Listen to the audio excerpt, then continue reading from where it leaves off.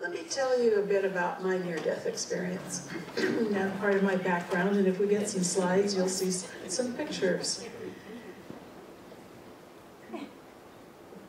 I grew up in Portland, Oregon, and my daddy was an automobile mechanic. So, and my mama was a nurse and a wonderful cook, housekeeper, all that stuff. So I had a lot of, in my era, I'm 77 now, learning. I went fishing with my papa and played with wrenches and things in the car place and learned to cook and sew from my mama. At some point along the way, a teacher said to me, you know, you seem to be pretty smart. If you put a little more effort in, you'd probably be in honors classes. And I did that. And then I managed to get a scholarship to college. I was the first person in my family ever to go to college. And so then it went on to graduate school, and finally my doctorate in biophysics at Penn State University. And I ran back to the West Coast as soon as I finished for a postdoctoral fellowship with National Institutes of Health at Oregon Regional Primate Research Center. And it was very interesting because I walked into the center and was welcomed by the head man, and I said, by the way, I'm not touching a monkey. And he said, ay, ay, ay, what are we going to do with you?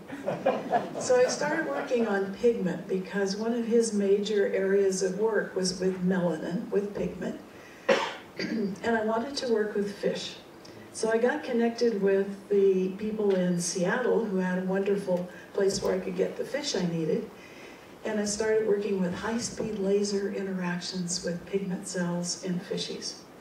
And that led to being a fellow in the American Association for Advancement of Science based on our research and what we published, and on and on and on. So it was quite a journey. And then National Marine Fisheries, which is part of National Oceanic and Atmospheric Administration, NOAA,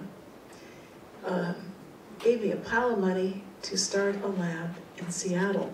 And so I was able to go buy electron microscopes, ones that look at surfaces and ones that look inside of cells, and put it all together. It was incredible. And so life was really about research. It was about science. And at that point, I was an atheist, primarily because when I was in Penn State, my mama passed away suddenly from an embolism. And the pastor in the church I'd been involved with in growing up years called me up and said, God is punishing you, and he took your mother away because you're in graduate school doing that science crap. And you can imagine I said, if that has anything to do with God or Jesus or any of it, I'll have none of it. So I was a bitter atheist, not a scientific atheist, but from that experience. So in 1976, I was at the lab, still running the lab, and voila, decided I should clean house. What a deal. And as I was cleaning house and vacuuming in front of my fireplace, and at that point I was divorced, I'd been married before, had a beautiful leaded glass window, great big thing, like so, that was up on the mantle, and for no reason whatsoever, I didn't bump it, it fell off and whacked me on the head. The thing was very heavy. And I just remember collapsing down to the floor with this hit. The next thing I remember, there was a tunnel in front of me.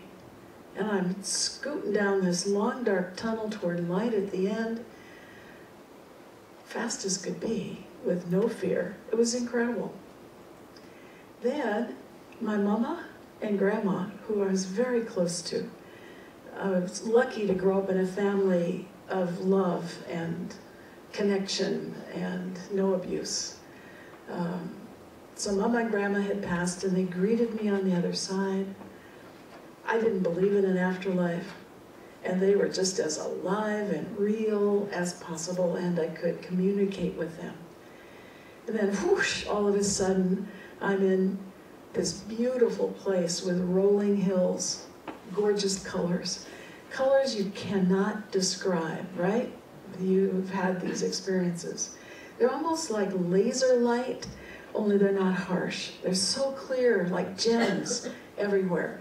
And I was there alone, just walking around without any agenda and no push to do anything else except be. It was amazing. I was very successful as a scientist because I was always planning what was going to happen and figuring it out. And we published 3-4 papers a year, which is a lot, in top journals. So to be in a place where I wasn't planning something was quite an experience. Then all of a sudden, boom, I'm in the presence of a being of light. It was incredible, just incredible. And the being of light then,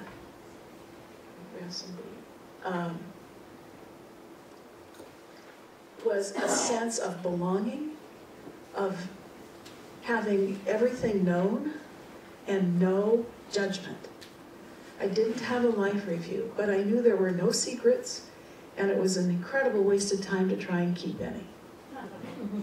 The love there was palpable. It was incredible. That sense of oneness, belonging, and the purest sense of love you could imagine. And then all of a sudden, I'm back on the floor in my my little abode, and my head hurts like crazy. So I reach up and put my hand on my head, and there's a huge mat of clotted, dried blood. Now, that doesn't happen in 3 or 4 seconds. I was out a long time. I was out long enough to be totally unable to come back, to be truly dead.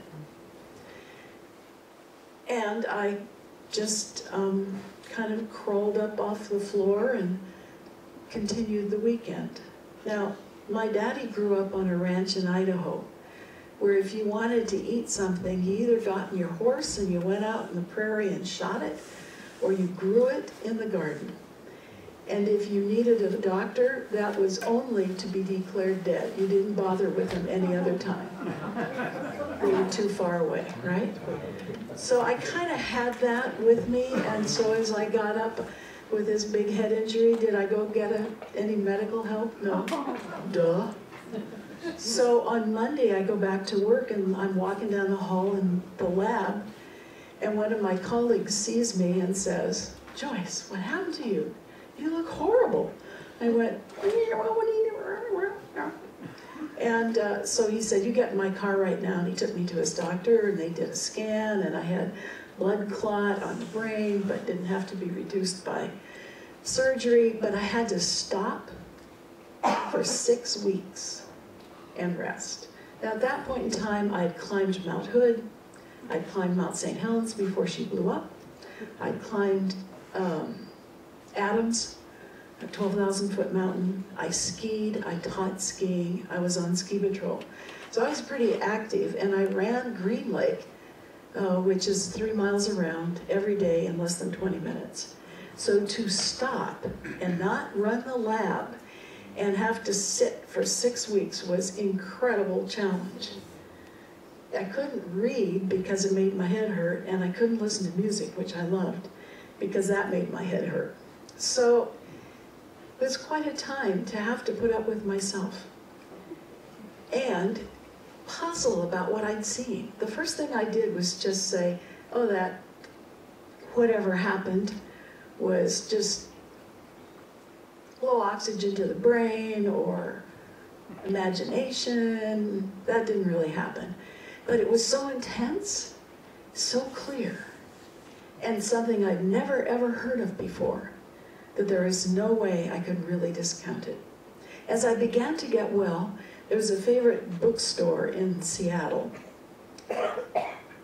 Elliott Bay Books. And I went down there just to see if I could find a book to read.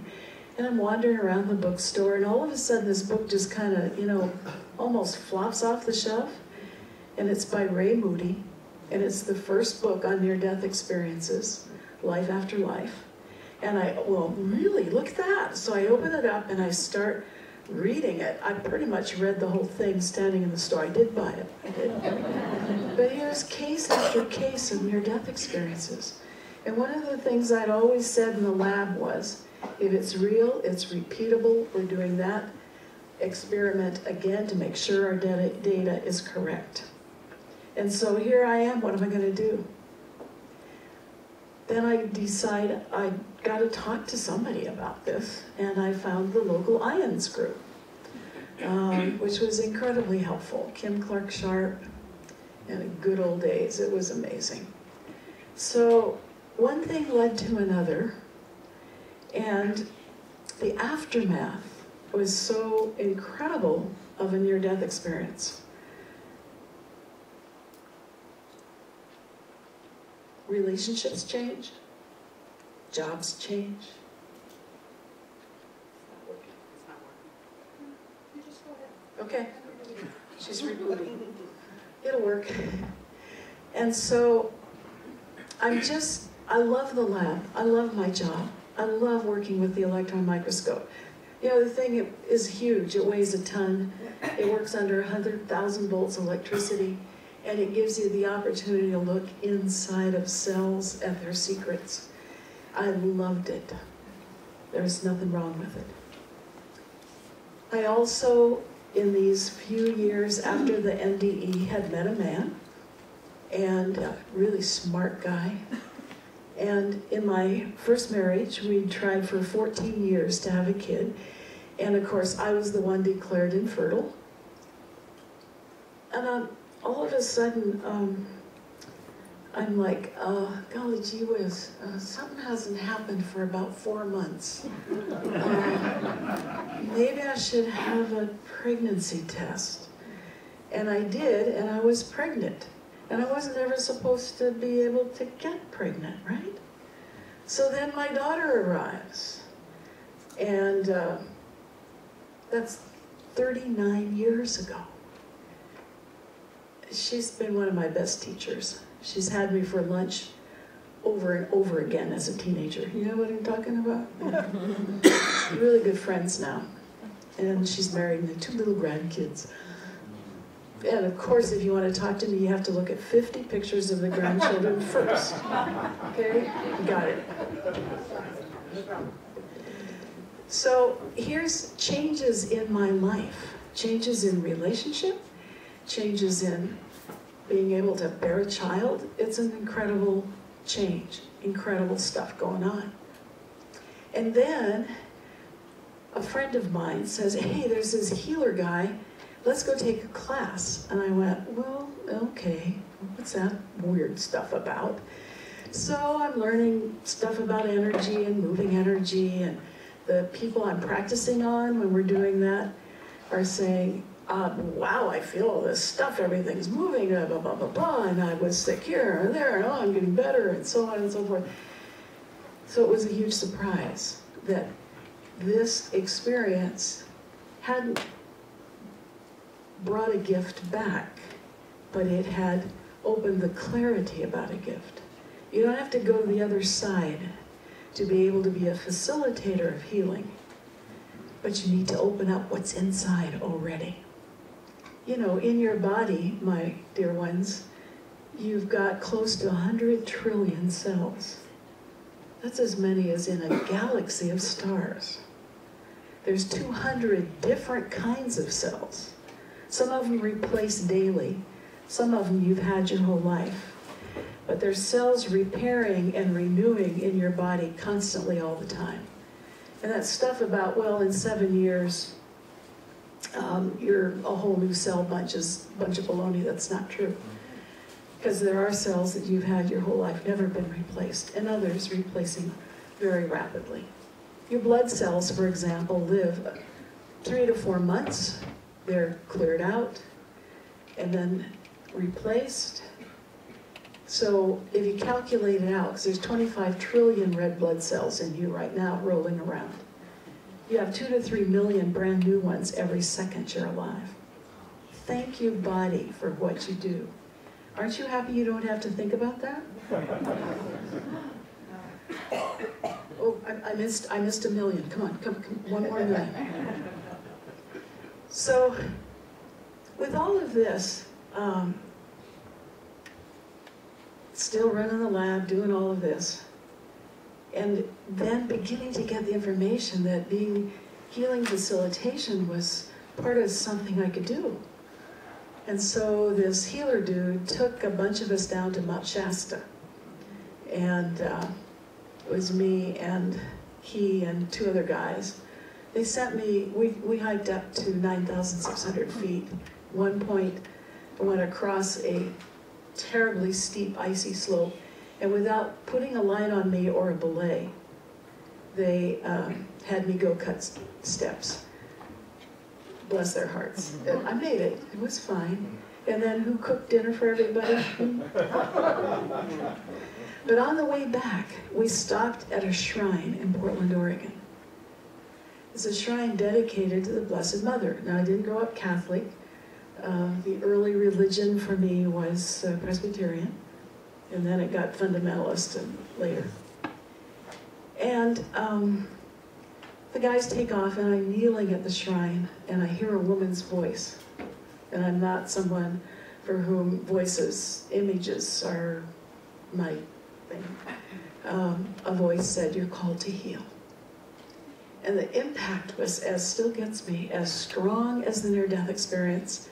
And I resigned my position at the lab the next business day. It took 2 months to get out of there, get somebody trained. But I just opened a small office, and this was 7 years after the near-death experience, which is apparently a classic time. I didn't know that until just a few months ago, for people to make some major changes in what their life is about. It takes about 7 years. And so I just opened a little tiny office and worked on donations, and boom, all of a sudden things got busier and busier. I started writing, and then I had opportunities to go to other countries to study what people knew there who had not lost their lineages and their traditions. So I spent 4 months in the Philippines. Little daughter came over also. Then a month in England at sacred sites. My grandma was first generation from England. Then 10 years going back and forth to Bali, working with one healer who took me to temples and places you will never find. They're not in any tourist book. There's no sign for them. You're out somewhere and they go down a little road, and all of a sudden here's this exquisitely beautiful temple. And what she would do at these temples is trance dance around me, then she'd slug me. You know, if somebody just walked up and slugged me now, I'd probably be pretty angry and at least say something, but it didn't bother me, can't imagine. And then she would say through the translator, "What did you see?" And what would happen is, it opened my vision, and I could see things I had no idea about. Like we were at called the Mother Temple, Basaki, which is up on Mount Agung. I guess Agung has settled down, isn't erupting right now. And I had no background, no idea about these temples, what they were about, or anything. So all of a sudden, here we are at Basaki, and she does her trance thing, and all of a sudden I see a bull skull. And what's there? There's 2 big sockets for the eyes, and they're empty. And all of a sudden I'm flying through those sockets, looking at galaxies out in the stars. It was amazing. So I come back and relay that through the translator to her, and what it turns out is that is a temple dedicated to Shiva, and Shiva's vehicle on the earth is a bull. So I would see things and experience things without knowing about it and find out later. That was amazing. As a scientist, it was thinking about planning, setting it up, and then doing. In this work, after the near-death experience, my life has been about experience and then context, then finding out what it's about. It's a very interesting way to go. So, life changes. Near death, now what? Life changes. Relationships, work. Listening for guidance, for direction, and for calling. What is it? How do we do it? Where do we go? How are we doing? Okay.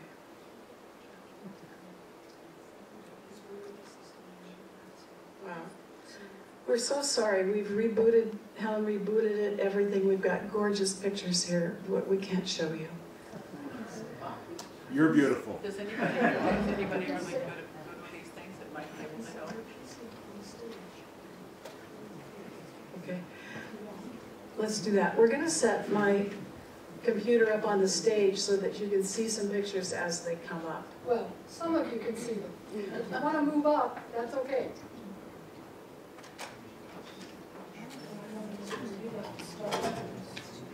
I want to just go back and then through so they can see stuff. You never know when. Oh, yeah. Maybe we could put it up on the podium next to you where Helen was. Is there an outlet close Go up enough? higher, up higher, No, it's fine with me. Yes, ma'am.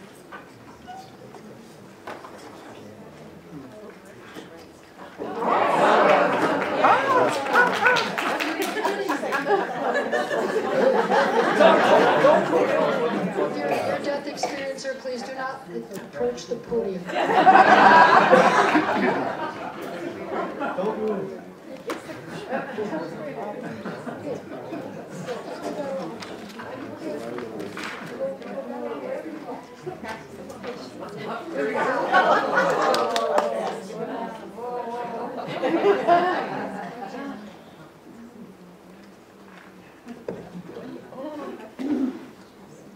Sorry to give you a backwards view of this. Hang on, just hang on. I want to go the wrong way. Just keep going. Yeah. Hang on, folks, we'll get there. Well, memorize all of this. Yeah, real fast. I want to show you some of the things I was talking about, just so you have the visuals. Okay, so this is my background, the doctorate in 71, near death 76, my daughter born in 78, changed of careers in 84, and then the various places where I traveled. This is me at the electron microscope, and what you see over there on your right is muscle tissue. Is that just exquisitely beautiful? Right there are fibers, actin and myosin. When your muscle contracts, they move across each other, and when it relaxes, they unfold. You know, just to see what it's like inside of you, the magnificent marvel of how we are created. We are exquisite. And this is a picture of liver in fish, actually. There's no way you can tell the difference between a fish, a snake, a mouse, your puppy, kitty cats, and a human. There are very few cells that are anything different among any living creature. So we are all one, dear ones. This is a picture that has a huge vein right here. Here's a little tiny arteriole, and here's one single liver cell. It has a lipid, has a droplet of fat in it for nutrition. It has some other parts we'll talk about later. And then there's the vacuum cleaner, the leaded glass window that hit me on the head with my book up so you can see how big that thing was.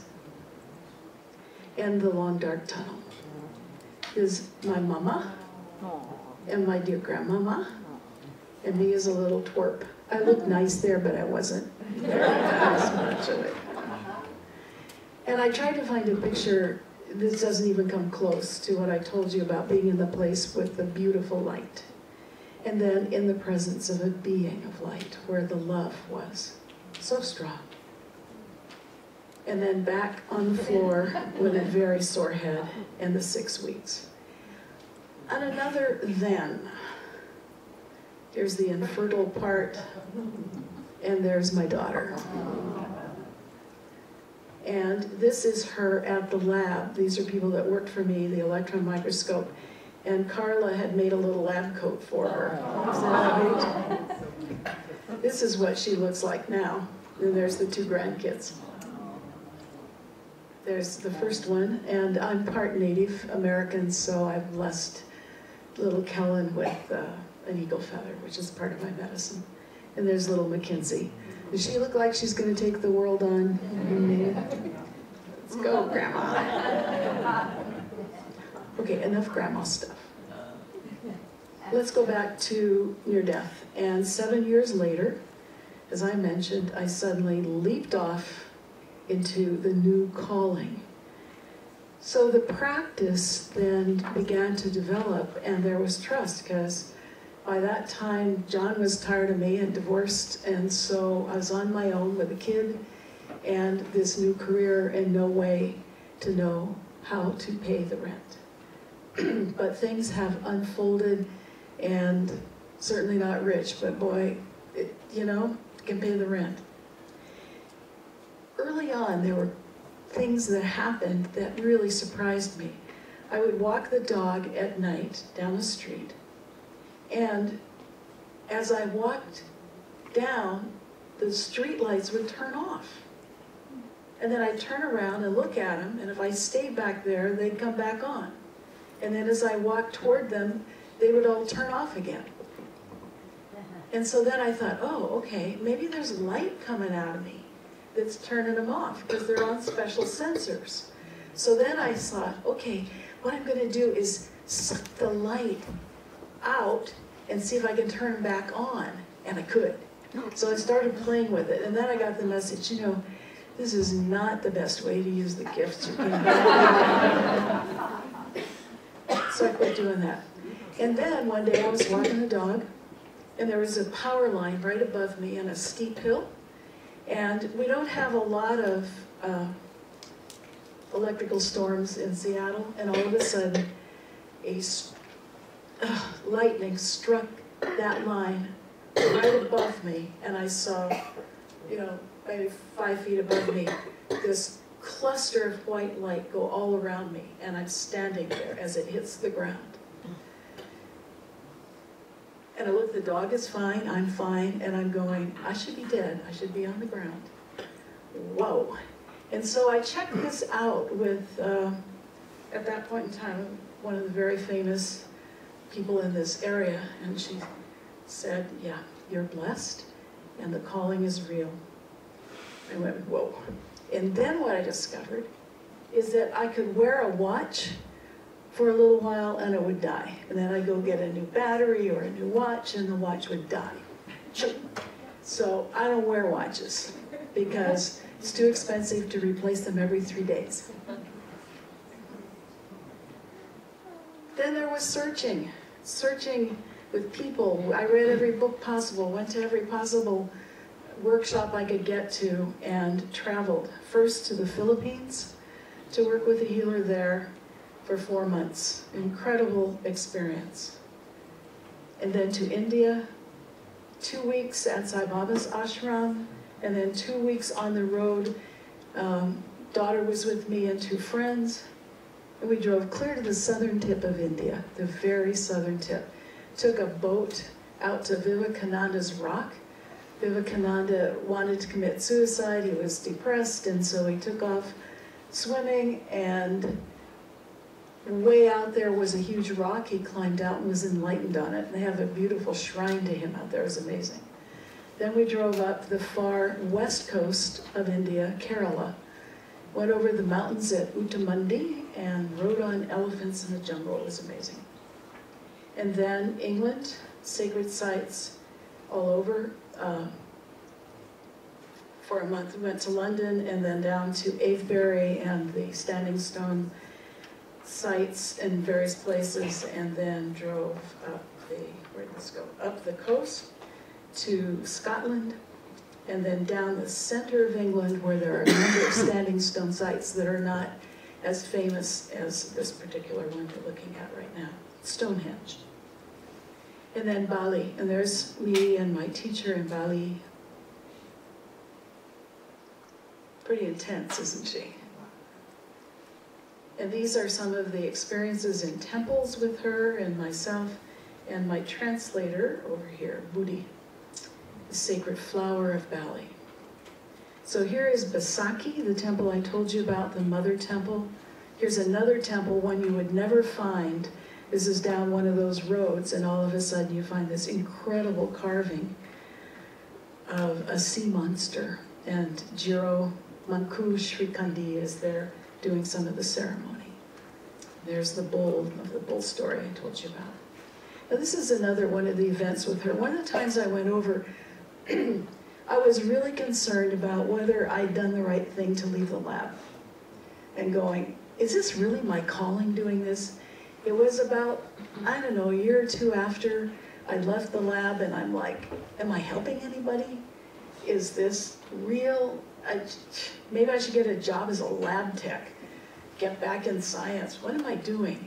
And so I'm there in Bali with her, and we go out to this place. There's a big pond, nobody is there. This is just a picture I got offline. And she goes out to this little place in the pond, and she parks me right next to a nest of fire ants. Do you know what they do? They bite. And I'm sitting there going, ooh, yikes. I'm all hot and sweaty, and not a single one bit me, and they're that far away from me. And so she's doing her trance thing, and I told through my translator, I really need to know if I made the right decision. Help, help, help, help. You know, whine, whine, whine. And so she comes out of trance and she says all this stuff in Balinese, and he says to me, what Jiro said was, wash only in Lux soap. And I went, what? Do I smell bad? Or Lux, let's see, Lux, that's kind of like light or something, you know. Well, I was trying to make sense out of it. No sense at all. And I was like so disappointed. So we get up, we go back, we get in the car, we're driving away. And there's a special place that we rode, and all of a sudden she flops back in the front seat of the car and goes into trance. And out comes this huge, long statement that was exactly what I needed to know. Yes, you are called. You are blessed. This is the journey. You are asked to be a facilitator of healing. And so I got the answer I needed. But how many times do we seek an answer and we don't get one? And it's like, not getting one means the answer is nah, nah, nah. It's not necessarily true. If you're seeking, I encourage you to relax and stay open. It's been very hard for me to learn that. It's like, I want to know now. It doesn't work that way, does it? So then it's putting the two together, science and spirit. The hands of light. My hands have been measured at University of Washington. We worked with a wonderful guy there, Jerry Pollock, who's got a big lab. And when I do healing work, all of you who do anything like this know your hands get hot, right? Give me a nod.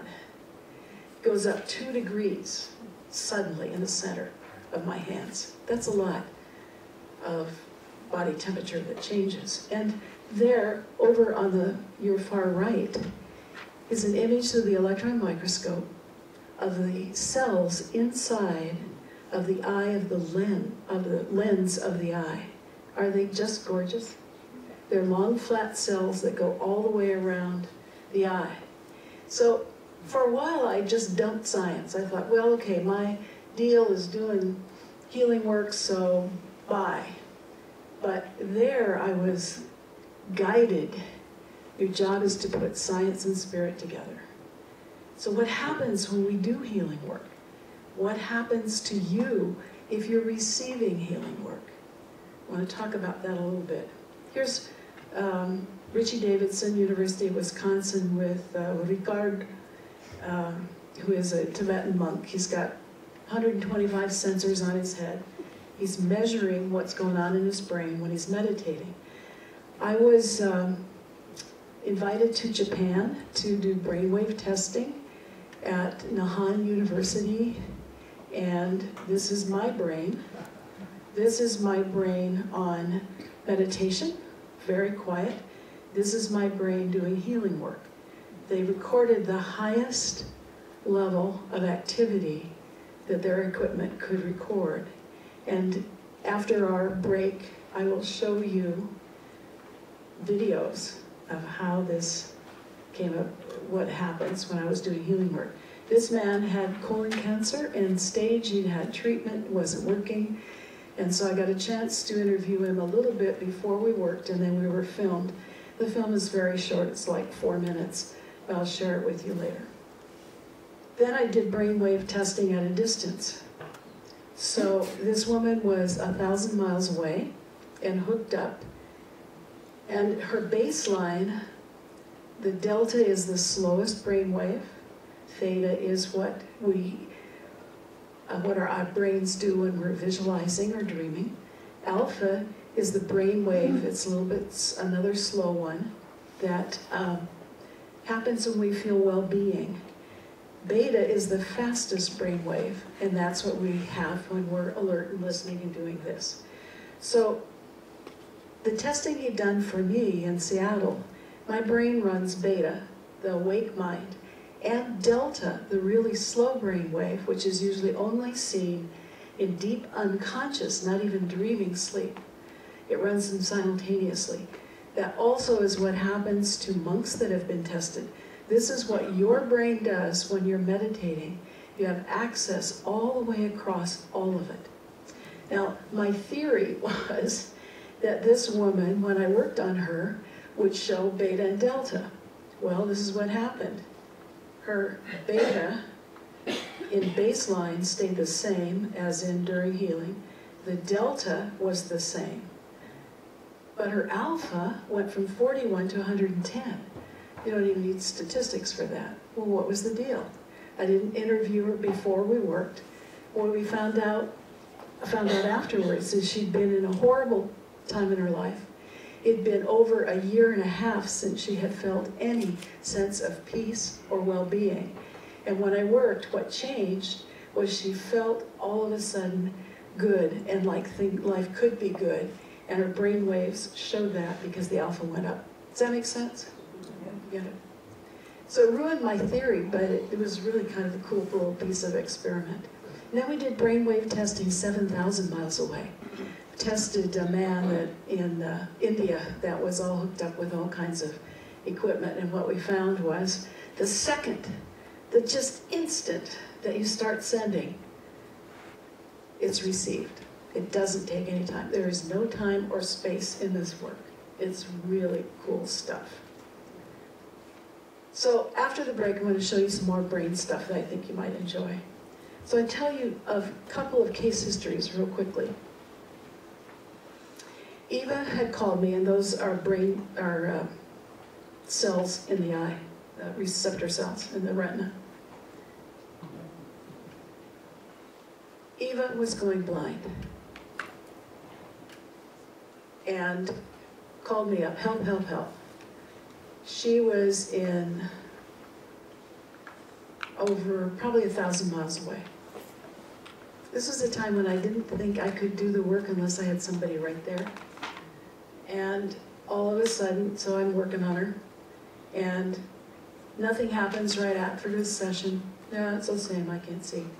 And then 3 days later, she calls me and says, my vision is back.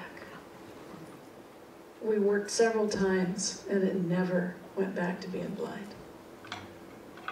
Psychological, physical, what is it? Who knows? But the results are amazing.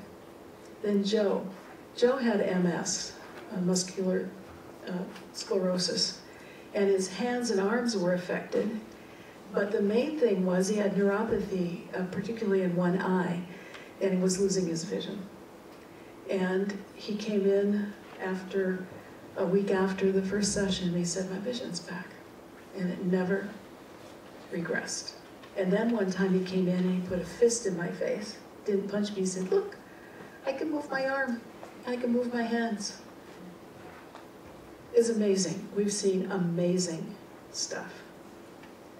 Okay, here's someone this year who says there was a glorious release of deep crap. This body's not being fried alive on a daily basis. Release of old lower traumas. We know quite a bit now about what happens with trauma, and I'm going to have Helen tell you about that in a few minutes. And so releasing trauma becomes a very important part of this work, however you do it. And then several months later, she says, look forward to talking to you, sending appreciation for the healing miracles you sent on our first session. There are times when my job is to help people pass over to die in peace. This man was desperately ill for a long time. He wanted to see his daughter get married. She is a physician, and she wanted him there too.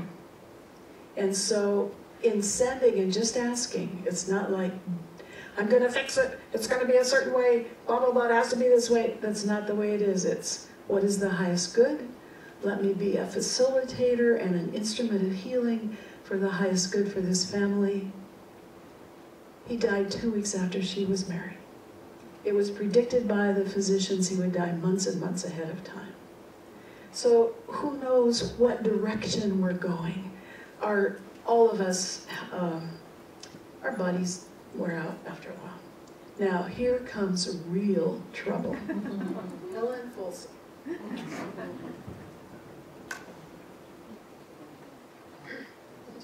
I have no idea what happened with the screen. I didn't really do anything. So there you go. Sometimes this work is just a lesson in letting go. And many of you know that, don't you? Sometimes we just have to let go with the flow, and miracles can happen. They really can happen. So here's some of my vitae, I guess you would say. I am a healing facilitator now because Joyce has trained me. And prior to that, I was a hypnotherapist. Spent 28 years working for a phone company as an IT specialist, so some of my skills actually come in handy as I'm supporting Joyce when we travel around and do these sorts of things. I studied music at the University of Oregon. I'm a vocalist, and so I sing quite often. Sometimes, if you come tomorrow to the workshop, we'll probably do some singing together. One of the cool things about singing together is that when you sing together, you start to breathe together. And that means your breathing synchronizes. That means your heart rates start to synchronize. And as that happens, we become a community. When we become a community singing, we can become a community healing as well. And we find that in our work, that there's a field effect when people, like-minded people, come together, and when their physiology comes together, then many, many beautiful things can happen. Healing can happen. Understanding can happen. Compassion can happen. So that's why we do music sometimes when we're doing this work. And you've got a musician who leads you here, so you're well equipped to understand and utilize music as one of your own tools for healing. And I've been a meditator for umpty years, almost 30 years. I was raised a Christian. I never gave up being Christian, but I entered a Hindu path for a number of years. So I'm a meditator, a chanter. If somebody had told me prior to that you're going to spend the next 28 years of your life sitting on the floor singing in Sanskrit, I would have thought they were crazy. I would have told them they were crazy. But it added so much more richness to my understanding of who we are as sacred people on the earth, as people of faith. I never worry when I meet a person who doesn't believe in God. It doesn't worry me. I don't mind. I just say, hey, God loves them anyway. I don't care. So that helped me learning something about the Hindu traditions and yogic path. Also, I studied with a a wonderful Sufi man in Seattle. Once upon a time, Joyce said to me, I think I can work in the vibrations of most of the major religions except for Islam. I don't know anything about Islam. And like, I don't know, a couple months later, we meet this lovely man who's a Muslim and a Sufi, and so we studied with him, and now we know just enough to be dangerous. And we like to work within a person's own vibrational, sacred space. So when we work with people, we ask them a question about their own journey in life, their journey of faith in particular, and then we see if we can tune ourselves to that vibration so that we're not imposing anything on them from whatever we've done. Okay, so I had some early changes of perspective. I like to say I've not had it. How many of you not had a near-death experience? Okay, I want you to. I have not had a near-death experience either, so I want you to know I'm your best hope that you also can have these kinds of experiences without being hit on the head. You don't have to die and go to heaven. On that note, it's time for a break. And Helen will start us up when you come back. Before the break, this lovely lady here with the beautiful necklace on said, I can't believe you had to stop in mid-sentence. I said, that's all right. Pick it up. Thank you for that. Okay, early changes of perspective for me. My dad used to take me hunting. We used to go hunting with shotguns. And I don't know, I was about 16 or so. And we were hunting for pheasant. I had my own shotgun. It was a sawed-off shotgun. Not the business end, the stock end, because I was little, so I could put my gun up to my shoulder. Once upon a time, I caught it in my sweatshirt, and I pulled the trigger with the stock against my bicep. That really hurts. Don't do that. So we're out in the fields, and the way you hunt for pheasant in the cotton fields is a bunch of guys with guns take a row, and they move through the field. Can you hear me okay? All right. Up a little. So we're moving. I'm not moving through the field because I'm the 16-year-old. I have to go to the end of the field. I'm the stopper. The stopper is at the end of the field in case a bird runs out instead of flying up. They usually run out, right? No problem. My dad and his 10 or 11 buddies are walking toward me with shotguns. And about 100 feet before the end of the field, a bird flies up. It doesn't run out. If I'd been, if it had run out, I would have gotten myself a pheasant, right? No. What happened? The bird flew up. Every single one of those men fired their guns in my direction, even my dad. So 12 guns go off, and I have my gun raised up, and suddenly I'm feeling the pellets hitting my body. And I think, oh crap, I better duck, because otherwise I could have been blinded. So that changes a person. And I don't think you've probably had an experience like that, but you've had many experiences in your life. And these experiences change us. I don't carry a gun, for instance, anymore. I don't go pheasant hunting or deer hunting or any of the rest of that. There are some things I learned. And then I was hiking when I was, 17 maybe, with one of my teacher friends, hiking on the first day of deer season. And what should happen? We're hiking up a little draw. It doesn't look like this. It's not flat. It's like a little wash, a dry wash. And suddenly a shot rings out. And the bullet came so close to my head, I could hear it sing as it passed by me. And of course, we immediately turned around and started shouting and hollering, we're not deer, we're not a deer. I think every deer in the country left because we were hollering so loud. That was traumatic. Because I knew if either one of us had been even a foot further up, we would have, either one of us or both of us would have been dead. That was a high-powered deer rifle being shot in our direction. And that was a hunter who was shooting based on what? He didn't see us, or he wouldn't have shot at us, right? He was only listening.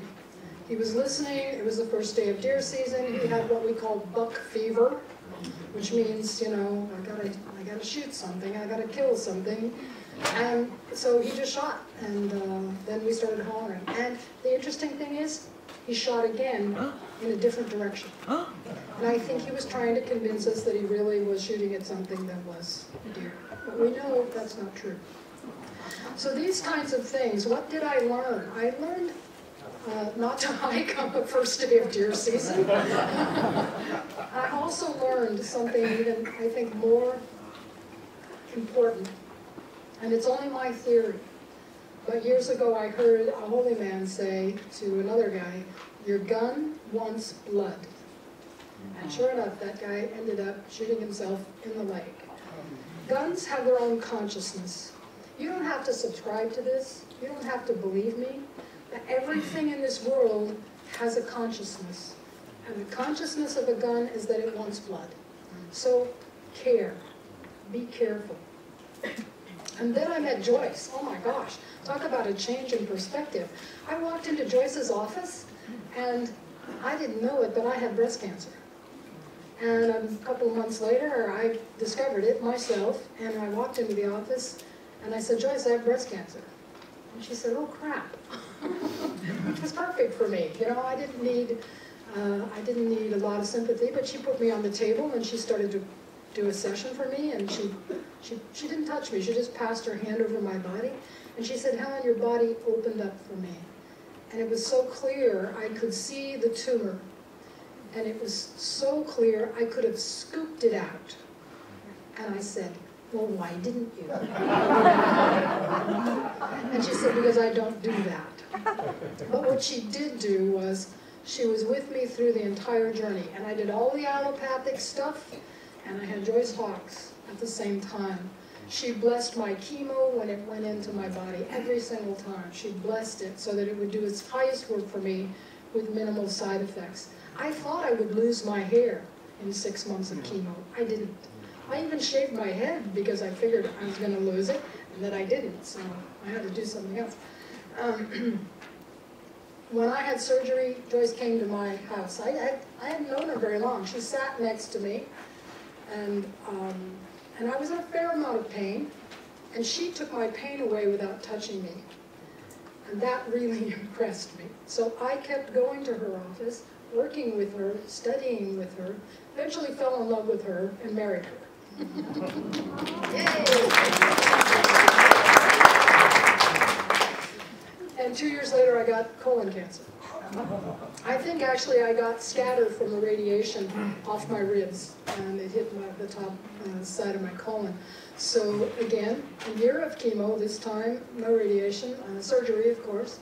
The surgeon was great. I said, she says, "Oh yeah, I'm going to take 1.5 feet of your colon." I said, "Gee, couldn't you just take like the small part where the cancer is?" She said, "Oh, you've got a big loopy colon, you'll be fine." I'm like, who knew? But again, Joyce was there with me. She was there for the surgery. She was there for the chemo. In 1.5 years of cancer treatment, I threw up once. And I didn't lose my hair. So having energy medicine was huge for me. And meeting this amazing person who really literally is a miracle. She is a miracle. So here's what Joyce had me do. One of my very first clients, I knew nothing about, I hardly knew anything about what to do. I said, "Joyce, this guy's paralyzed. What am I going to do with him? He's in a hospital bed. He's about to die." This is what he was suffering from, by the way. And I got the call because Joyce was busy. I never met Jim. And I said, "I don't know what to do." She said, "Trust the work, Helen. Trust the work. You're not the work. The work comes through you. It's not that you're like an empty soda straw channel. You have intelligence and so forth. Focus. Do your work." So this guy's paralyzed. He can't move. And I get on the phone, and that's what I said to him. "Jim, you're in a hell of a fix." And he said, "Yeah, I know." His brain was fine. His body was shutting down. The kidneys they gave him had a viral infection, like a herpes-like infection. He had a massive viral infection. Then they gave him medicine for the virus. The medicine killed his kidneys. So that's the deal. I start to work on him, and his sister is holding on to the bed rail. She said, "I did not trust myself to put the cell phone down on the table. I threw it on the table and held it." she started to feel energy coming up her spine. And it shot out the top. She said it was like a silver bullet. It shot out the top of her head. And then she started to see things in the room, like little tiny tornadoes. And they were pulling things up out of Jim's body. So her experience, some of you have recognized, is a classic Kundalini experience, the energy rising up the spine. Jim was able to move one of his arms during that session. And the next time his blood was tested, his viral count had dropped to undetectable, which really made the doctor sit up and take notice. So this is Jim after, I don't know how long. Joyce and I both worked with Jim. We worked about maybe 2.5 years with Jim. This is the video that his sister sent of his first 10 steps in physical therapy.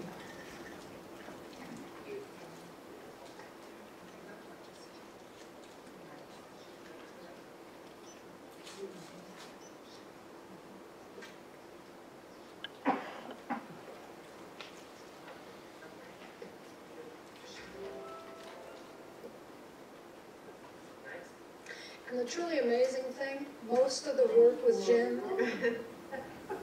there. Awesome. Take a good stand. Careful, sit down here.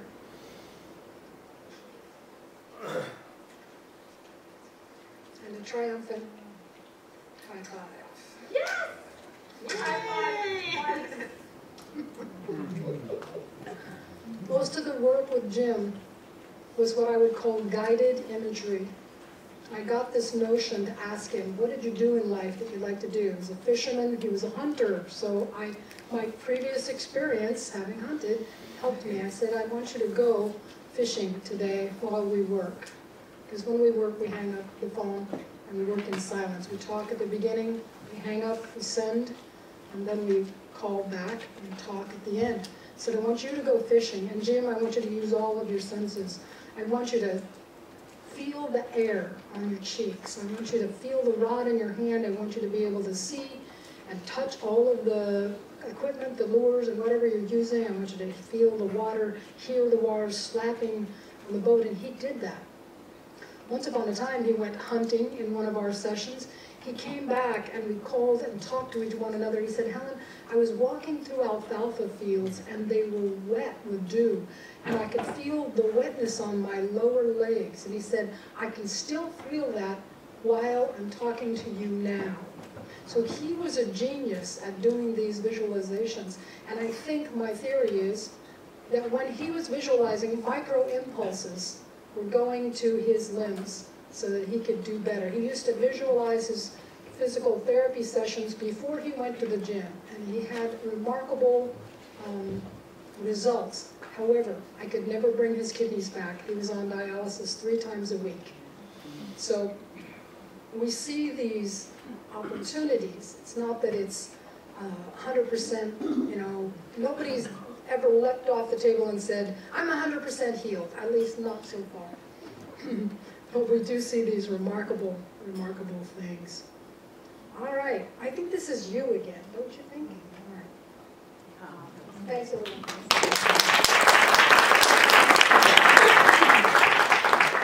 So one of the exciting things here is NDE not required.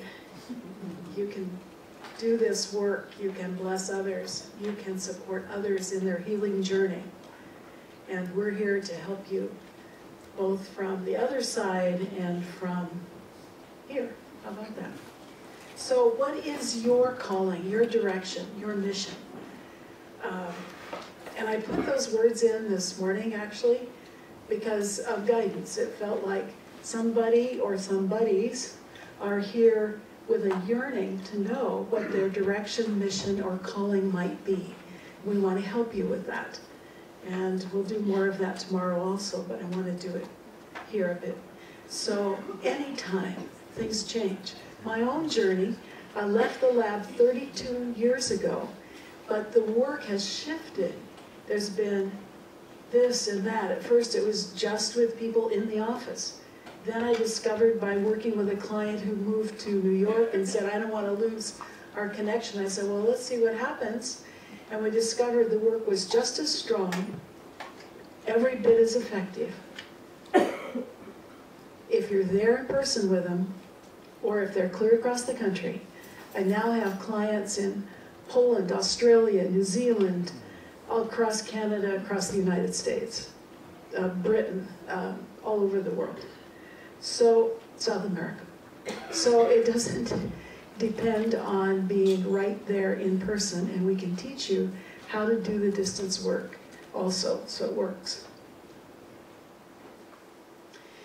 Guidance is crucial in this. We are not the healer. When I was in the Philippines, I had been doing a lot of work with crystals. I just loved them. Oh God, they're so gorgeous. And so if I did a hospital call in Seattle, I had a bag of crystals, and I would put them around the person, and I knew what every crystal did and how to work with it, and every single one, and I taught how to work with crystals. So I'm in the Philippines, I'm trying to get a shower, and I was in the healer I worked with parked me with Carmelites, you know, those nuns, for a week. I think he was just sick of me. And so Carmelites, you know, don't talk except 1 hour a day, and then they're really, ooh. But the head sister would come down and chat with me at the 2 very tiny meals that we had. I have a 15 mystery rosary she gave me. I'm so grateful for that experience. But I'm trying to get a little bath. I'm way up in the mountains of the Philippines. It's really cold. There's this little tube coming out of the wall. I have a very expensive, gorgeous crystal that I've had on a chain, and I hang it up on the peg. And so I'm trying to get clean, and this inner voice says, the crystal is not the healer. You've put all this belief in the crystals. Get over it. It is the divine creator source of all. And you allow that energy to flow through you. So quit putting it all in the crystals. They've taught you how to focus energy. They've taught you different frequencies. And I went, yeah, well, I've been sitting up here eating mangoes and rice too long. This is just nuts. And what happens? The crystal on the wall shatters for absolutely no reason whatsoever. I go, okay, now I'm listening. Thank you very much. I don't need to be hit on the head again, I don't think. So I came back home and I gave away and sold almost all my crystals. I saved a few favorites, which are lovely but it was such a message, and I give that to you in whatever system you use or work with. Remember, you're an instrument of healing. You're responsible, it passes through you. You have choices to make to help people. You need training from time to time. You can allow whatever you do to continue to expand, to learn. I learn every day in the healing room. And it will keep going. That is useful to you. We are instruments of healing. So, guidance. Where's guidance? On your, no. Wiggle the cord. Wiggle the cord. The connection. Just the connection, the wire. Wiggle the cord. Jiggle the wires. It's the connection. Try that connection at the top. Okay. Unplug it and plug it in again. It's energy.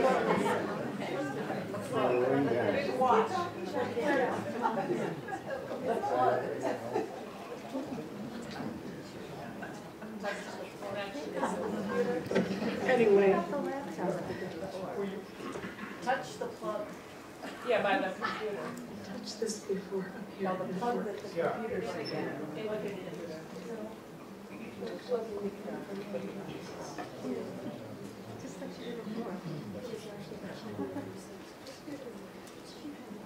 Okay, all right, so my main guide in Bali, Jiro Sri Kandi, I looked at a picture of my great-grandma, who was Native American, came across the plains in a covered wagon, and they look like the same person.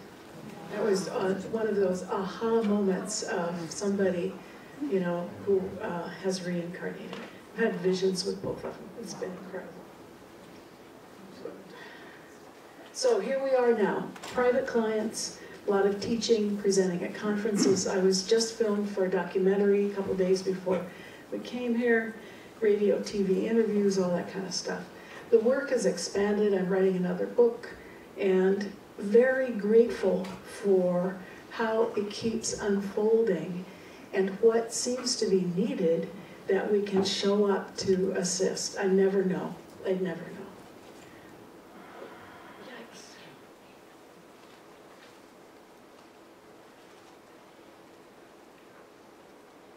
So the next couple of slides were some slides of books. You've seen mine, Sellable, Healing, and Resonance. And Helen is an incredible writer. She has written 3 children's books. They're called Runt Farm, and they're great stories. And her pseudonym is Amanda Lorenzo. So if you've got kids, these are great, great, great, great stories. So what is consciousness? Where is it? How do we work with it? We talk about soul, we talk about spirit. The word I like the best now is expanded consciousness, because we have a certain level of consciousness here and now.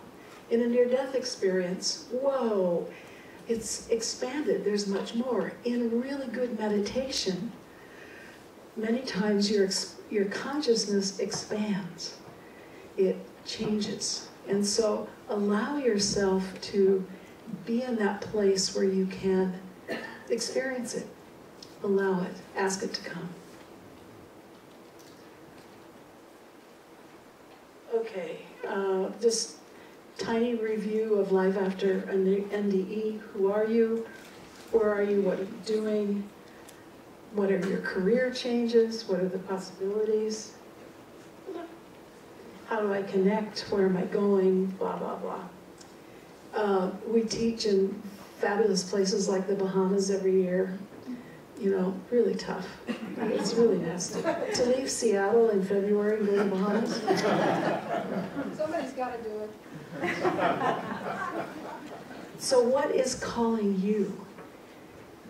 Any questions or stories from you at this point? Short stories. Questions? Yes? So how do you start, how do you start to begin to open your consciousness? How do you start doing this? Well, people start in different ways. I've taught physicians and nurses, massage therapists, psychotherapists. So one of the ways is to come to one of our extensive 5-day workshops. Come tomorrow, we'll help you get started. Some of you have taken Reiki. You've done various and sundry things. There's all kinds of classes or ways to get going. But then it's listening for guidance and letting the right person connect, letting yourself bump into a book that's going to help you. And everybody's journey is different. There's not like one-way journey to do it. It is your own specific journey. And you'll find people that can help you along the way. Just don't get stuck with, this is one way and this is how to do it and it's the only way. It truly is not. Yes? Is your healing modality, is it similar to Reiki? Like, can you use it on yourself if you need to heal yourself? Yeah, you can. It's, I haven't studied Reiki formally, but I've worked with a number of Reiki therapists to help them expand their work. And it's expanded them tremendously. So, yes. Do you know or have you ever been in contact with the Spiritistas in Philippines or John of God in Brazil, for instance? I know about John of God and also the Spiritistas in the Philippines. My calling was not to open bodies and reach in. I went to the Philippines because I was interested in that. I wanted to study it. And the healer that I wound up working with for 4 months there exclusively did not do psychic surgery. The reason was You ready? He fainted at the sight of blood. Then people did research and they found out that a number of the psychic surgeons were using chicken blood and stuff, and it was sleight of hand.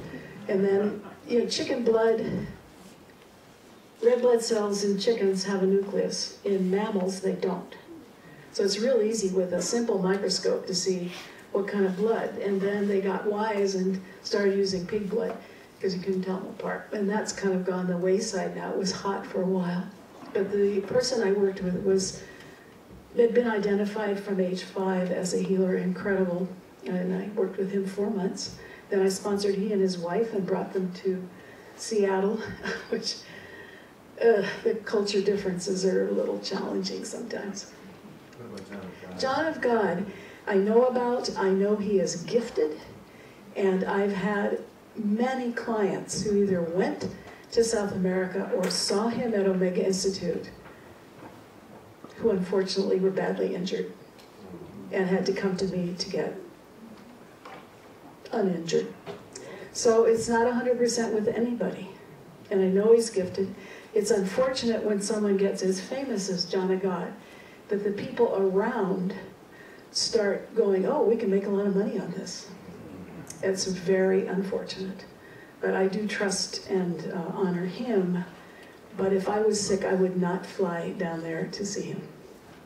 What about Lourdes or Fatima? Oh, Lourdes or Fatima, I would love to go sometime, but there are many sacred sites. As being part Native American, my cabin up at Mount Baker is on a vortex, and it's very close to a sacred site. So I know what they feel like, as many of you do. There are sacred sites all over the world. And the ones in England, like Glastonbury or places like that, are very true and very powerful. But you will know them if you just allow yourself to feel them. And you can benefit from it. It's not 100% again. And as Helen mentioned, we work as a team with people's medical doctors. I work with people going to surgery. And to a person in 32 years, people have said their doctors told them, not knowing they were doing any weird stuff, they recovered faster than they ever anticipated they would. I do have a few people who want to come and want me to fix them no matter what, and don't want to use medical stuff, and there are times when I can't help with that. My favorite story is Susie in Oregon, who had a tumor the size of a grapefruit, fibroid tumor in her uterus. Doctor wanted to do surgery. She says, Joyce, you fix it. I go, Susie, honey, it's huge. And I said, I'll work for you, but I want you to promise me you'll go to your doctor. So she finally did. She goes to the surgeon to get it set up. He's pressing around on her belly, and he says, I can't feel anything. Go to another ultrasound. And so she does. There's no tumor. It's gone. Now the cool thing about this story is Hopalong Cassidy, you know who he was? The older folks here do, was her main hero. And I jumped a notch, and now I'm the top of the hero list. So you never know, dear ones, you just don't. So, you're missing some gorgeous pictures. How do we start this? First of all, receive blessing. You had a question, sorry. Yeah, well, and I do some healing work, and one thing I find is that clients that go see a doctor that's not sympathetic, the physician might create a thought field that you know, this is all that's left for you. And so we find that teaching someone to have a broader expansion, understanding of what is possible is essential, so that they don't go into the doctor and be sort of put into a thought pattern that, oh, I have 6 months to live. Yes, thank you. And I often tell my clients, okay, he said, in his experience doing healing work with people, that if they go to a doctor and the doctor says you have 6 months to live, it gets stuck and it gets scary, and so it inhibits the energy healing work that could assist them. I've had, a lot of experience with that. Oftentimes I tell people, just don't tell your doctor you're doing this. We'll just let it unfold, we'll work with you. But I had a client who all of a sudden, her red blood cells could not hold iron. So she became profoundly anemic and had to have infusions of red blood cells every week or she would have dropped dead. And she was working with the top hematologist in Seattle who is not into this stuff. So she didn't tell him, and she just went back and every week was getting her transfusions. And then all of a sudden we started working. All of a sudden it was every other week she needed a transfusion, and then it was every third week, and then it was once a month. And he says, this never happens. This never happens. What are you doing? And so she finally told him what she was doing. And at some point, her blood was stable enough she no longer needed to see him at all. But it scared her. She said, but what if I start feeling tired or I start, he said, go talk to that healer person first before you come back to me. And I go, whoa, amazing. So I encourage you, first of all, in your journey to ask for blessing.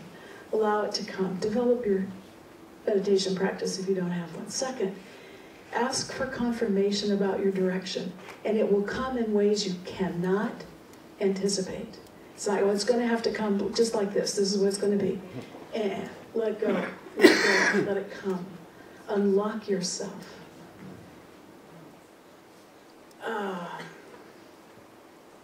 Okay, let's practice a little cell level healing right now. I have pictures of cells up for you. We'll have them tomorrow. So if you're tired, let's say you're worn out and tired. Can I go up here? That's fine. They don't need to see. They know it. Which slide's it on? Whichever one you want.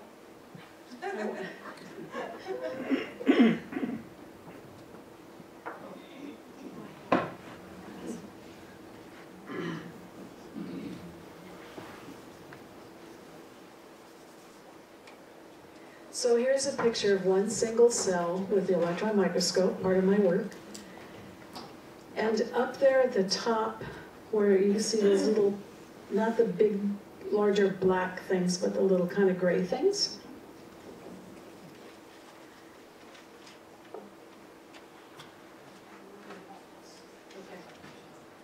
Those are called mitochondria, and they're the part of the cell, in every cell in your body, that produces energy.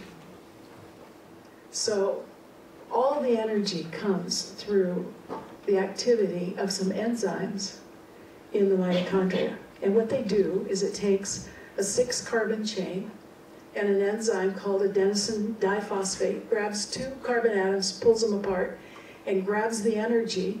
Now it's adenosine triphosphate, ATP. And it sits there and vibrates until the body needs it to build a protein or an enzyme or stay warm or do something, and then it delivers that. So each cell in your human body has mitochondria that are producing your energy. So I'm 77, I'm still running pretty well. If I get exhausted, because with age, the mitochondria drop off sometimes, I'll just reach up, ask Spirit, God, Creator, Buddha, whoever, and bring that energy running through my body to the mitochondria. It becomes a focus.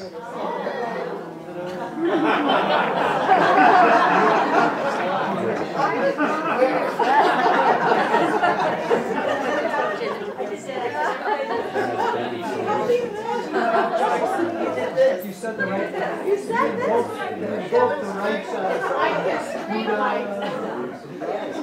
I'm just gonna have a snack now.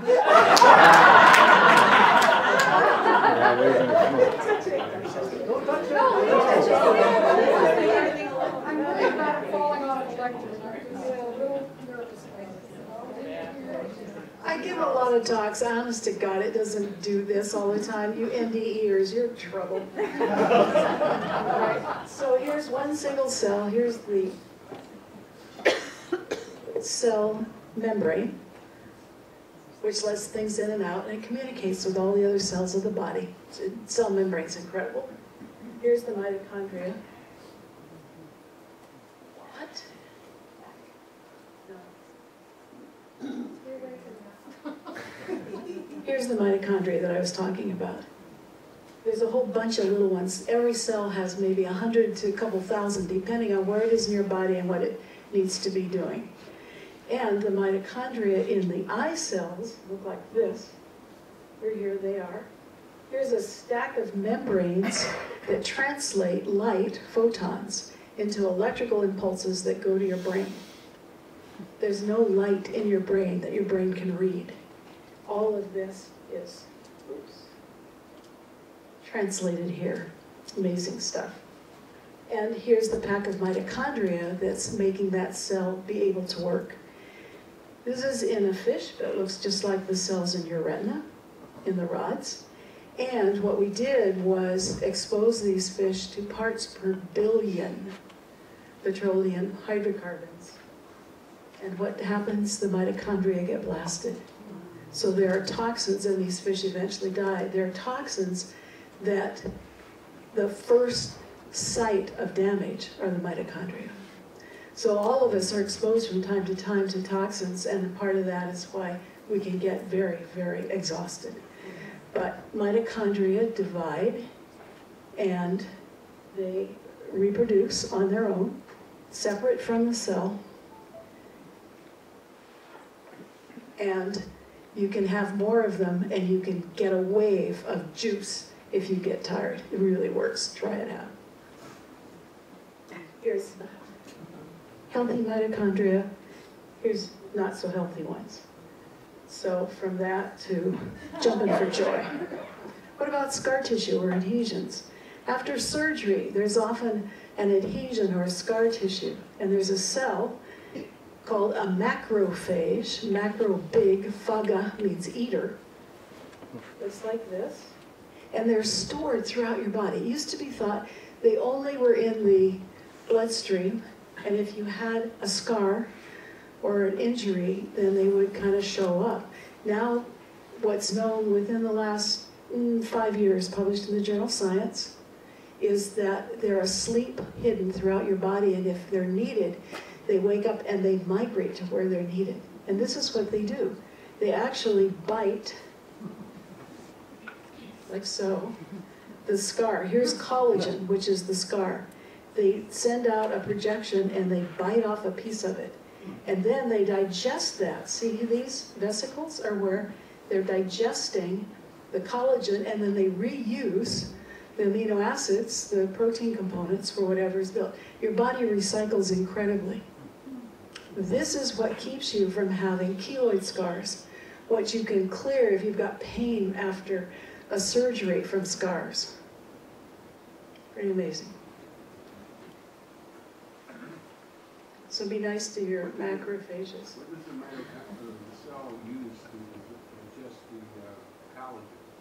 The cell produces its own enzymes, and the nucleus of the cell codes with RNA for the enzymes that are needed in those vesicles to digest it. Every single cell inside. It's a whole universe in each one of them. Aging, body aches, need repair. Here's what a cell looks like that's falling apart, that's old and worn out. And if you're working energetically, sometimes you'll feel this. It feels like things are going to pieces inside. So science speaks. Oh, and I wanted to show, yeah, okay. So that's just a little touch and hint about cell stuff. We do a lot more of that in the workshop tomorrow. But I wanted to show you the testing of what goes on in your brain. Here's another system in the body.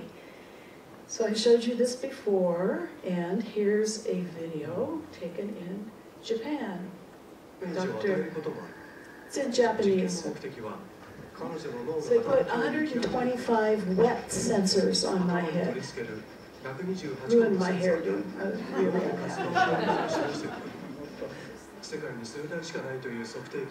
And this is my brain just thinking. Just sit and look at a thing on the wall and think. And here comes the guy with advanced colon cancer. It was challenging to focus on the client and not all the stuff going on around the recording. The brain thinking, in a minute you'll see the brain on doing healing work.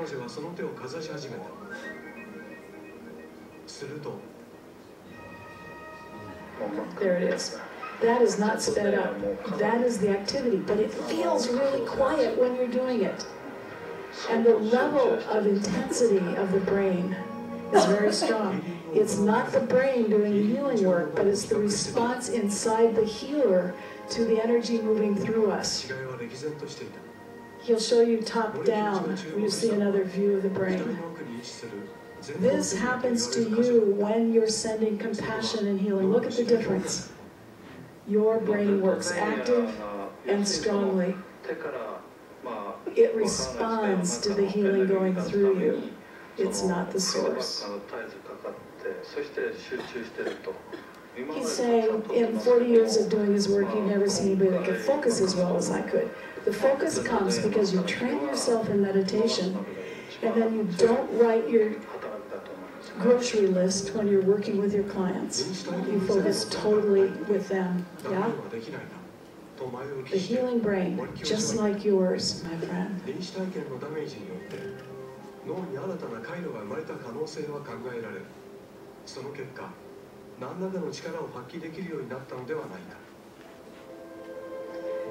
This is part of a documentary that aired to over 10 million Japanese. And this is the next scene that was coming up. These are Asian people who had near-death experiences, who believed that it allowed them to guess accurately the lotto numbers. And they all won quite a lot of money. And I went, well, by golly, I'm going to do that. So I bought some lotto tickets, and the most I ever won was $1, maybe $5. It wasn't my calling, it wasn't my deal. So here's a pattern of the brain, and you see both right and left sides of my brain being tested at all the different levels. Up here is the very fast stuff, gamma, and then beta, very fast waves. Down here is alpha, which expands. That's that feeling of well-being, and that happens for us when we're sending healing. Down here is theta, which is imagery, and down at the bottom is the delta. There's several brackets of it. So it's curious that our delta waves, the very slow ones, usually only seen in deep unconscious sleep, are very active when we're in compassion doing healing work. What's also interesting here is that there's a little difference between the right and left side of the brain, but not as much as you would think. And a lot of the latest research that's published in major journals is this left and right side of the brain stuff is being shown to not be true. Both sides are active all the time. Here's the different patterns of brain waves. Here's the fast ones at the top. Down here are the really slow ones, as we just mentioned. And I mentioned this earlier before. It's this woman who didn't feel well, and after we did healing work, her alpha went up and she felt good. So we were able to put those dots together. This was in New York City. We were being filmed there for a documentary, and this guy had a brainwave thingy on his head, and so did I. And he's got, at one point, very little brain wave going on. He was sleeping, dozing, and mine is over here, Whoops, I'm sorry, we'll go back there. We'll go back. But when we finished with him, he got up and he had really bad arthritis as a young man, and he went, oh my God, I can close my hands. The arthritis is gone, and it stayed gone. So here's Richard Davidson with one of the Tibetan monks, and in their testing they found gamma would come up. Gamma is extremely fast brainwave. It's peak mental and physical conditioning. It's in the zone, you're happy. Nobody knows a whole lot about it, but it appears that's the part of the brain that actually receives guidance. And there's much more research to be done on it, but I just wanted to introduce that. This is my backyard up at the Mount Baker cabin. There's Mount Shuckson. A wonderful place to be where the energy is really strong and really good. Now, keys to cell level healing. Where do we go with this? We're going to do this tomorrow. First, there's 9 keys. Connection. How do you connect spiritually? How do you connect with your client? Knowledge of the client. I do a history. Not super extensive, but at least what's going on for them. What's the condition? What do you want today in our session? And the nice thing about the internet now, because we have a little note from people before we start, if I've never heard of what's wrong with them, I can look up what is about really quickly without spending hours in the library. Remember those old days? And that way I know the target at a cell level, where we're headed. So it's not fix my pancreas, it's fix the Isle of Langerhans cells that aren't producing insulin if you're diabetic. So here's the cell level part of it. We've got a focus on where things are happening. And then there are times when guidance knocks all that aside and I'm just sending energy to people. So there's this dance between simply allowing guidance and doing energy healing for folks and focusing the work at a cell level. And every day and every individual is different. Keeps you on your toes. Neutrality. It's very important to be neutral. That's why it's hard to work with your family. Fix them, fix them. I want to fix them. Okay. So the neutrality is crucial. If you feel, I've got to fix this person, back off and go, I have compassion for you, I'm walking with you, and I'm working with guidance for your highest good. The neutrality, if you're not neutral, it gets in the way. Compassion, focus. And the focus is, I'm here with you, I'm not thinking about 50,000 other things. It's a really good training. It's a really good training. And then guidance, listen, listen, listen for guidance. And then clearing and flow. One of the things that we start with, you'll have some practice with, is what does it mean simply to be clear and to have a flow of energy. There's a great deal of healing that happens just with that. Just think about how heavy any of us feel when you carry your clients with you, when you carry the grocery store with you, when you carry 5 people in the car who cut you off your pit stat with you. So to have a sense of clearing and that the flow of energy and consciousness around you is moving and clear is really crucial. And I teach this all the time, and then I get home from a day in the office and I'm like, blah, blah, blah, blah, blah, blah, blah, blah. I wash my hands and I do this and that. Washing your hands is nice, but you can wash them till they're raw and you're not clear if you don't sit down and go into meditation. What I say always is, there's no protection. And everybody goes, what? I just bought an amulet for $500. It says it's going to protect me. There is no protection except connection. It's your connection with your place with the Creator in spirit that clears you. There's nothing magic about any little doodads. It took me about 10 years to learn that. I would buy something and it would work, or I'd do a mantra and it would work, and all of a sudden it wouldn't work. You know, wow. The only protection is connection. Know where you're connected. So, trauma freezes the body. It's crucial that we learn how to work with trauma to clear it. And Helen has things to say about this.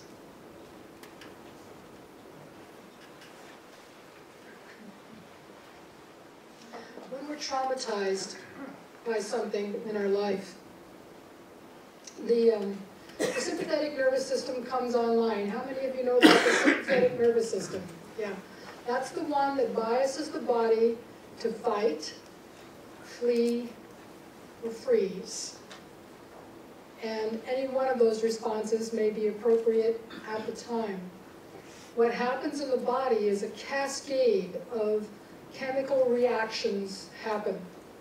The body's digestion shuts down, because if you have to fight for your life, you don't need to digest lunch. So that function is not needed.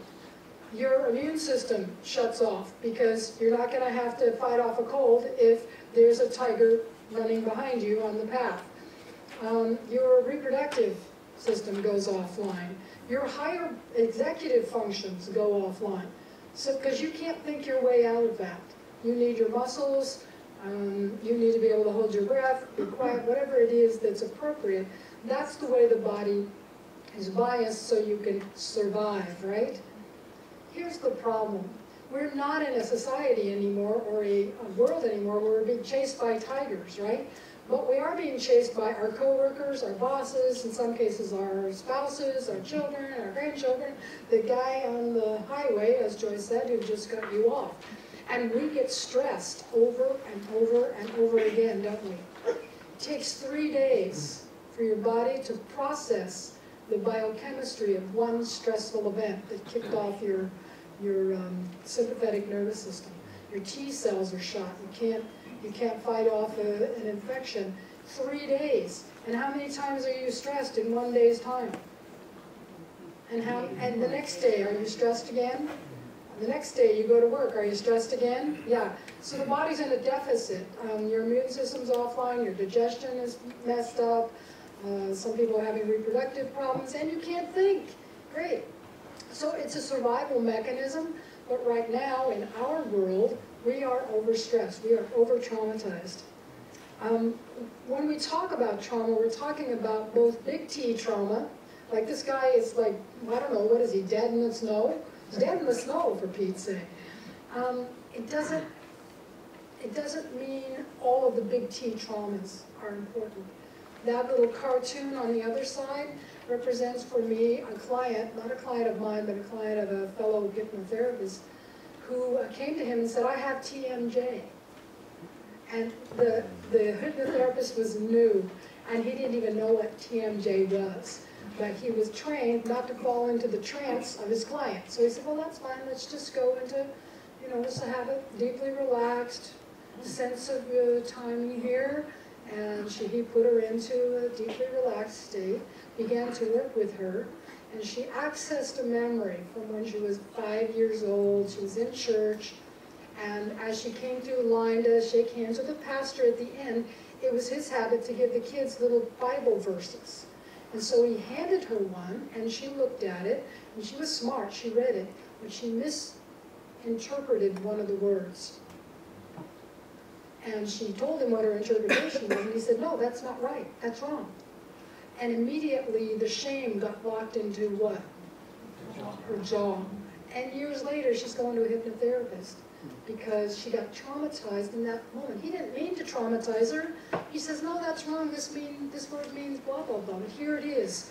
We're little, and somebody says something, and bam, we get a trauma that gets locked into our soma, it gets locked into our body. So Joyce and I work with that. We work with it in different ways. This is Joyce dressed up in her regalia.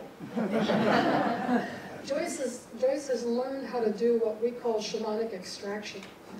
And she doesn't often dress up like this, but she does have a really cool outfit on today.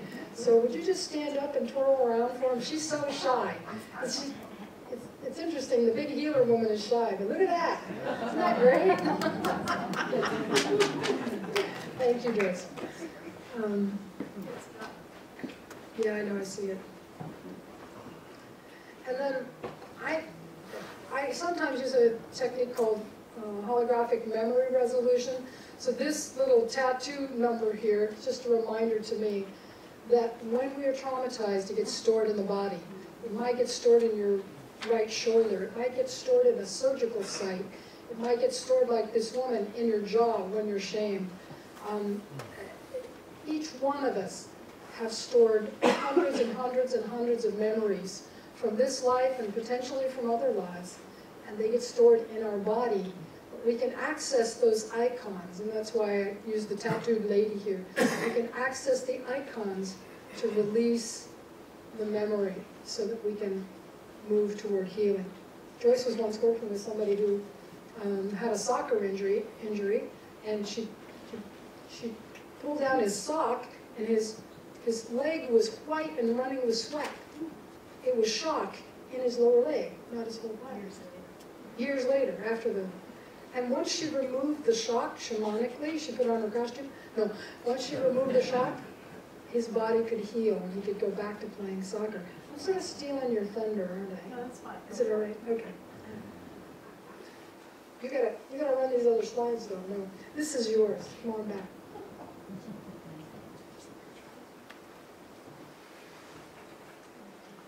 Be careful what you touch. So at this point, I want to guide you through some practical stuff so you get some experience with it. So we're calling our angels and our guides. The guidance piece is really important, and I have a little story about that. Early on, after I just about to leave the lab, and I was on a sailing trip way up in Canada with some friends, and I saw a tree on an island with an eagle's nest. And we dropped anchor. This is where there are no roads, no buildings, nothing. This is the land of bears and cougars and that kind of stuff, okay? And I was drawn to the tree, and so I put my daughter down for a nap. I got in my dinghy, and I went over, and here at the base of the tree was a whole eagle skeleton. And it must have been a young one that maybe for some reason fell out of the nest, whatever, but there was no flesh left. It was all clean. And I got up and I turned and I ran back to the dinghy, and an inner voice said, "Why do you think we brought you here? Go back." So I sat down with a piece of moss in my hand and I put the skull in my hand.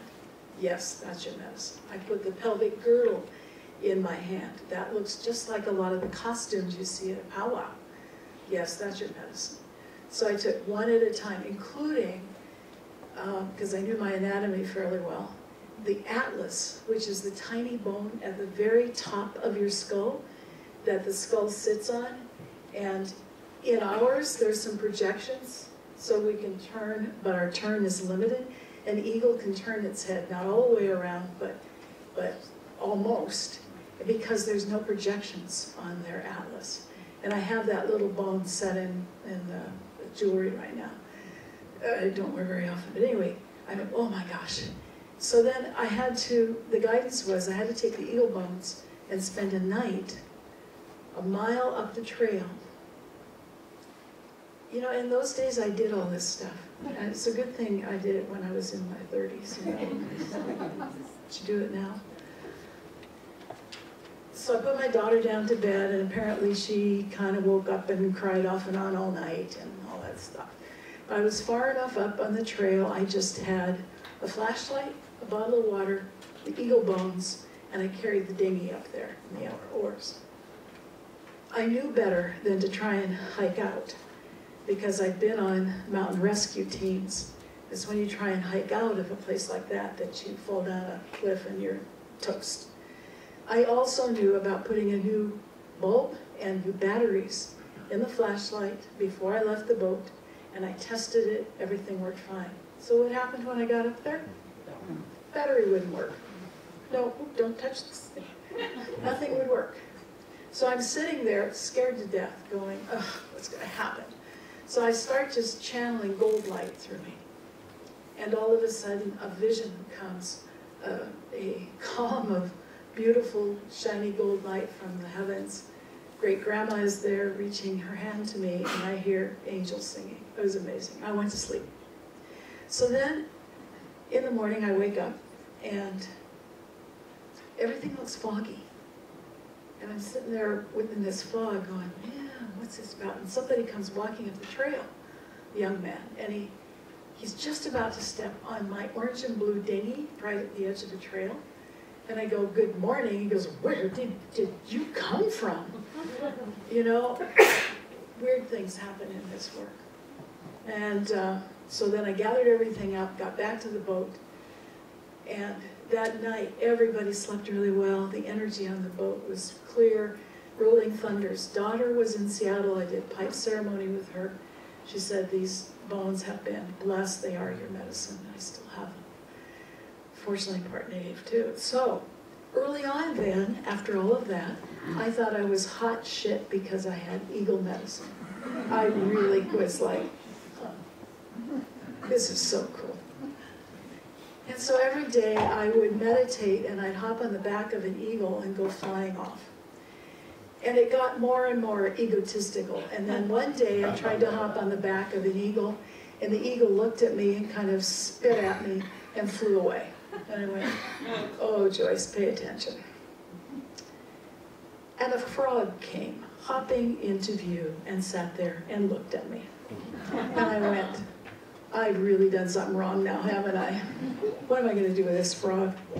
So I tried to find out what frog meant. And I read things and I asked people and I couldn't find out. And eventually I was in Bali and I visited a priest's place. He was also a jeweler, and he had a ring that was a little frog. And it wrapped around your finger. It had one eye, sapphire eye, and one eye that was covered with its little paw. I said, what's this? He said, oh, in Bali, the frog means don't forget to ever lose connection with the other side. So their lifestyle, they grow up in water, they go to the land. They go back to the water to reproduce. Never lose connection with the other side. And here. And so the frog has stayed with me all these times. It reminds me, and I hope it reminds you, that both you are here in a body. You're here with your life, your family, your consciousness, your calling, your direction. Don't lose connection with guidance with the other side. Let's do a healing meditation that involves some flow. You want to get yourself comfy, maybe feet flat.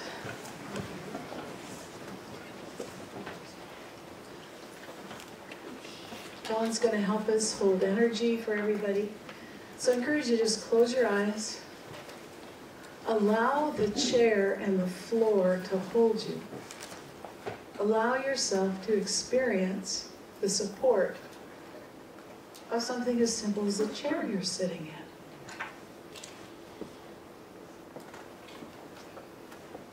in. Now take a moment to thank your body for carrying you to this point.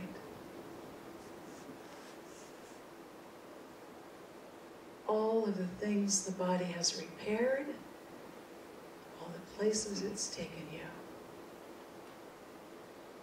Thank you, body.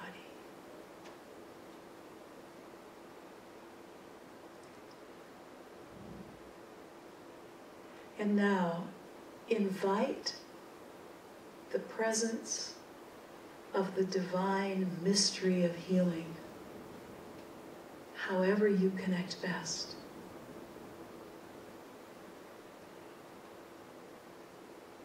Invite that presence close to you and allow the energy of healing to flow through your body. We'll do this in silence for a few minutes.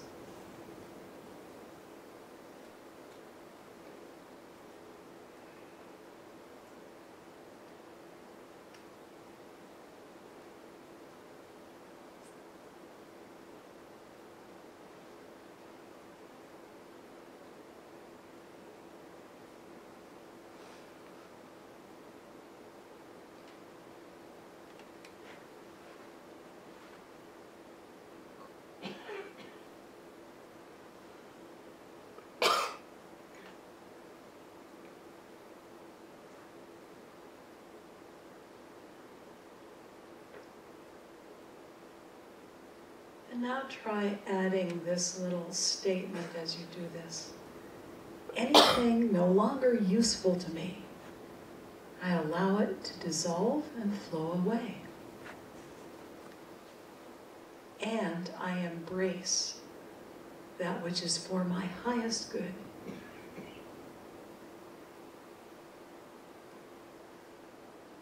I allow anything no longer useful to me to dissolve and flow away.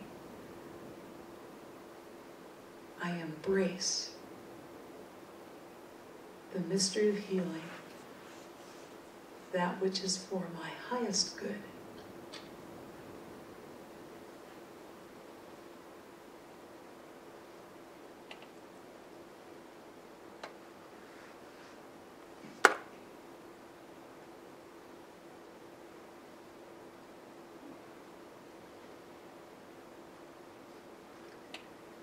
Great. Now as you come back gently and slowly, bring a bit of heaven back here to earth with you.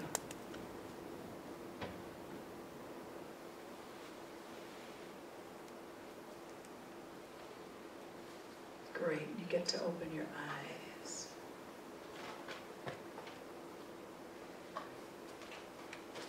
Bravo.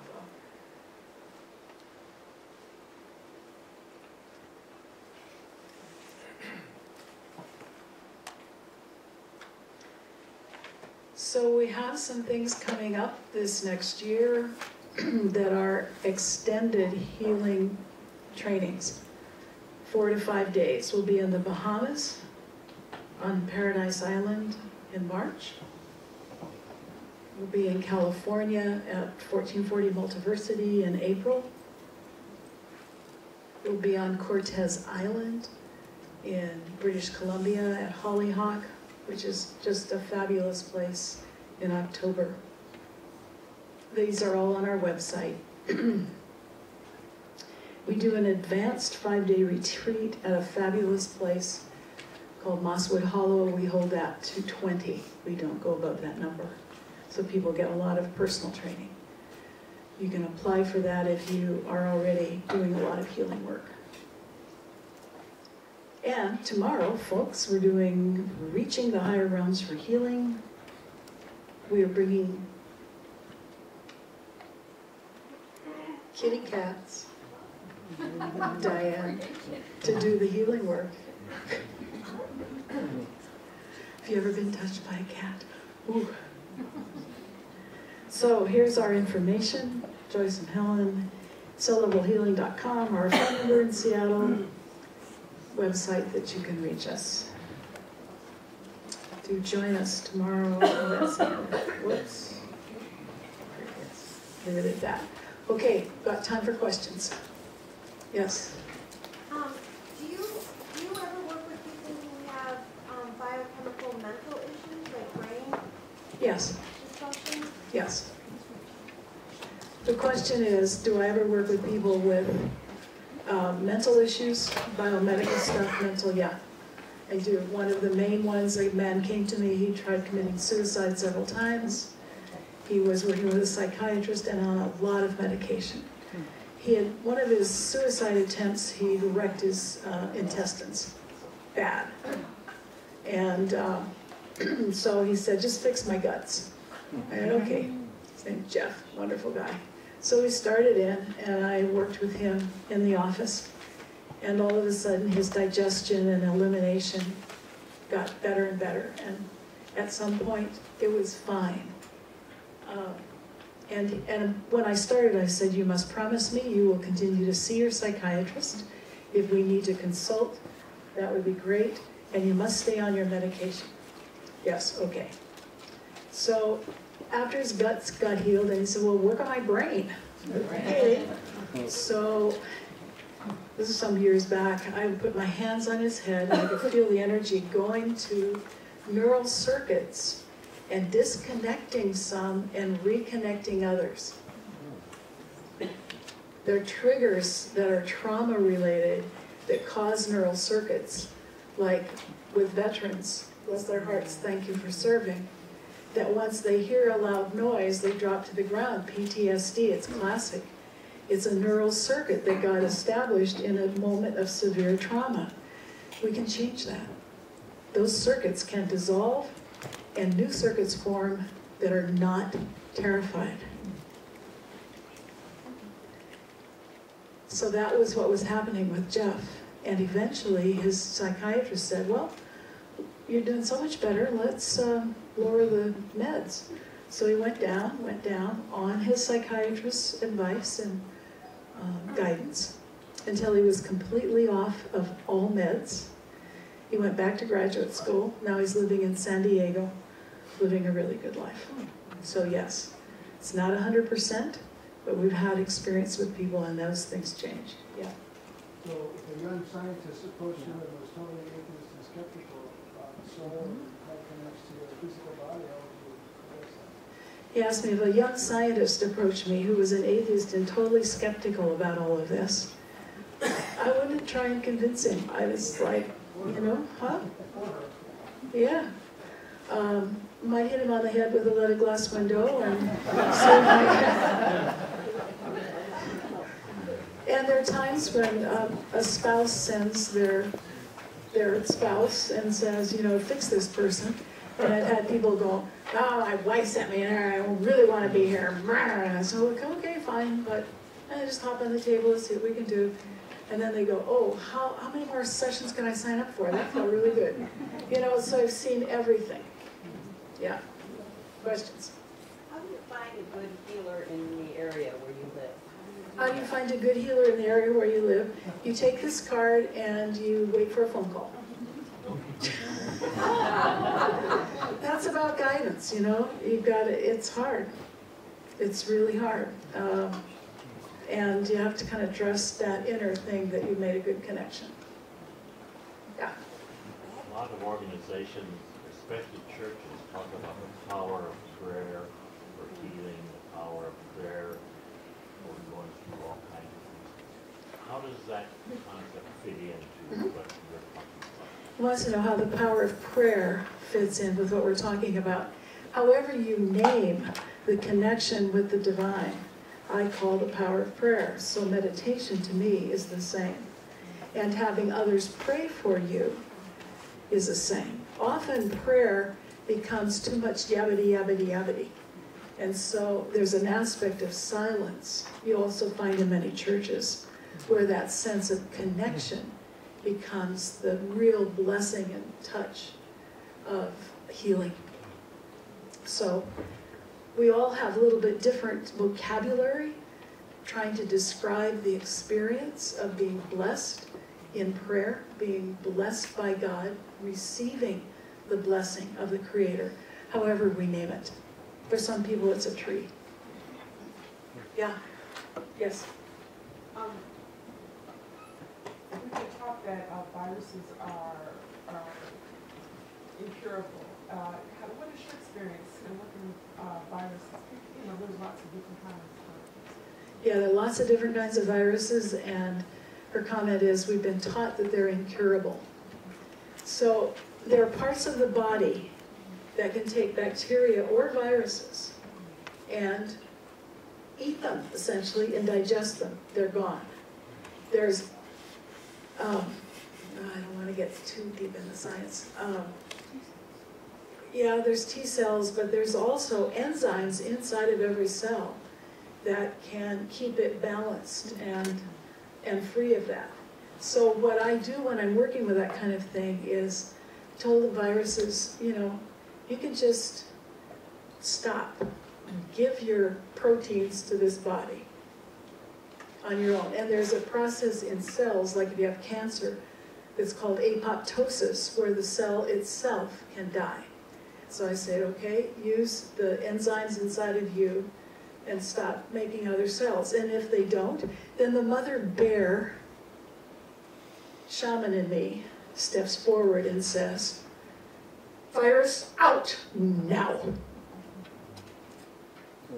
So there are ways to deal with it, and everybody handles it a little bit differently. Question back there, yeah. I just really, really love your presentation. I'm a physician and a psychiatrist. Oh dear. And yeah, and no, I mean, the reason I love it is because I trained in these very rooms at Northwestern like a long time ago.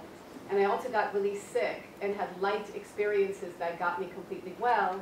And I used so much of what you showed in getting myself well, and I helped a lot of people, kids and adults. And what I really love about your presentation is just the cellular biology, because I actually used all that in guided imagery. I was led to it. You know how you're just led to things you need.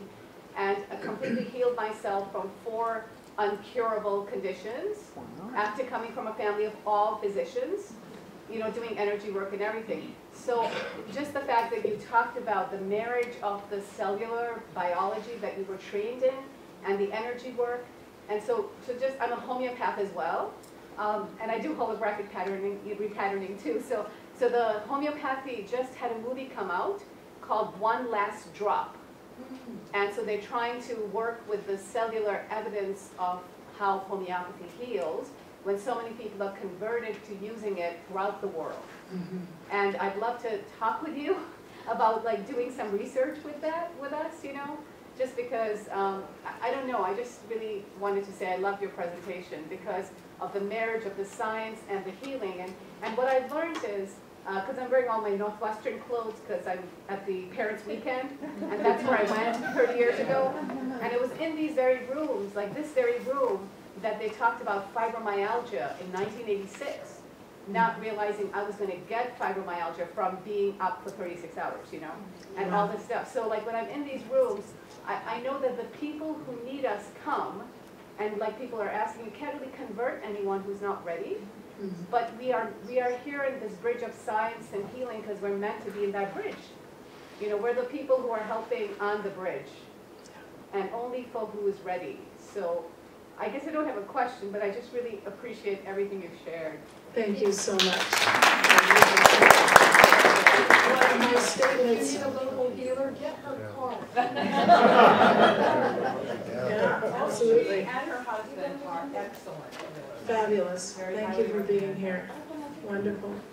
One of the things I learned early on was a prayer, may the people I can actually help be the ones that show up. So I don't see this as for everybody 100% to go out in the street and grab somebody and say, you're sick, come see me. It's like, may the people I can help be the ones that I connect with. And that's what's worked.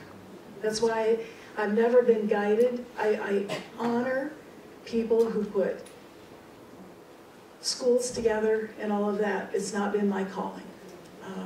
So fabulous, thank you. And I'm so busy that to do research, I would love to do research, we'll talk about it, but my private clients are booked out till the end of April and I'm traveling a lot. So it's been hard to find time for research, even though I'm like, ooh, research, boy, would that be fun? Yeah, okay, yes sir. Before I ask my question, did you ever hear my karma ran over my dogma? My karma ran over my dogma, oh yes. And many of the traditions that I've been with, you know, you start and it looks wonderful and everything's hunky-dory and you get in it long enough and it's like dogma, dogma, dogma. And you go, where can I listen for guidance? Where can it, yeah. So I have trouble with that. I wanted to ask, so in other words, if there's a carryover of trauma from past lives, plus the addition of trauma from this life and so forth, that you can actually stop all that. Yeah. And so it's nothing that you have to endure anymore. So his question of, is the trauma from this life or a carryover from past lives, is there a way that you no longer have to endure that? You can clear it. Yes, you can. You can be free. Can you outline a little bit about like what kinds of things you actually do and talk about during your workshop? Oh, what are we doing? Let's see. We throw water on each other and say, remember your baptism. Sorry, I don't mean to be glib. We're going to talk about the keys to healing, give you experience with working with them and seeing more of the cells. Aren't you excited? And meditation. And Helen's going to demonstrate some trauma work So we've introduced this today, and you'll have an opportunity to both see it or experience it. We're talking about the keys to cell level healing because they're just the basics. Those are the only protocols we have. This is not a protocol-driven approach. So it's not, okay, so-and-so's got cancer, here's what we do, 1, 2, 3. So-and-so has arthritis, here's what we do, 1, 2, 3. It's not like that with Joyce's work. The majority of what we do is based on guidance. So you've heard people talk about their guides. Some of you know you have guides. We have guides, we have angels, we have people in spirit who help us, we have ancestors, and every one of our clients do too. When they walk in the door, it's not just one person walking in. It's usually a flock of people walking in. So it's important to understand that most of our work is guidance. You can't really teach guidance. You can tell people there's guidance, and you can help people start to listen for guidance. That's why Joyce's slide says listen, listen, listen. But we're just going to give you kind of the basics. We're going to give you the keys that we always use: connection, focus, neutrality, and so forth. And then we're going to do a little healing work with the group. It's going to be a big group tomorrow, so it's not going to be one-on-one, but we are going to send healing around the room. Let's see what happens. And we're going to encourage you to start to use your own energy for yourself, for your loved ones, and maybe for a stray cat or dog, because animals are fabulous to work on. So you'll get a smorgasbord, a bit of a smorgasbord of what it's like to say to yourself, I've always been a healer. My body has been healing me my whole life. Now I'm just going to reach out to maybe 1 or 2 people, and I'm going to try it out on them. And I'm glad she brought up the animal thing. So one quick story, then I'll get to your questions. Yeah. A woman brought me just a second. My woman brought me a dog that was mostly wolf, and a one-person dog, and I had to work with it in the back seat of her VW Bug because I couldn't bring a critter into the office at that point. There was a hole between the upper chambers of the heart, the atria. And the vet had told her, you know, this dog is about 8 months old now. By 9 months or 10 months, you'll have to put it down or it's going to suffer horribly. And so she says, Joyce, okay. So I crawled in the back seat of this car with this great big dog with a big giant mouth and teeth. And I said, Wolfie, which was its real name, I'm gonna, honest to God, I'm gonna put my hand on your chest. And, because that was a point early on when I only believed you could do this work by hands-on. Okay. So I put my hand on his chest and I started working for maybe 5 minutes, 10 minutes at the most. And then Wolfie's lips came up and you could see all those teeth and he went, I went, okay, we're all done, goodbye. And then she brought him back a week later and I crawled in. It's the sort of same thing. And then eventually he would wag his tail when he saw me. Go, wait, wait, wait. And I still put my hand on his chest, but he always designated when the session was over. Now, look at that, it's gone.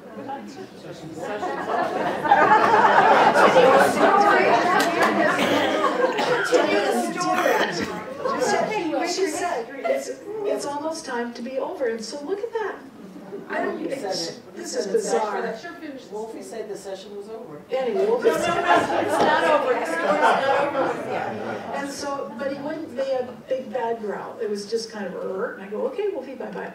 And so then eventually she took him back to the vet and they redid all the scans and things they needed. His heart healed completely.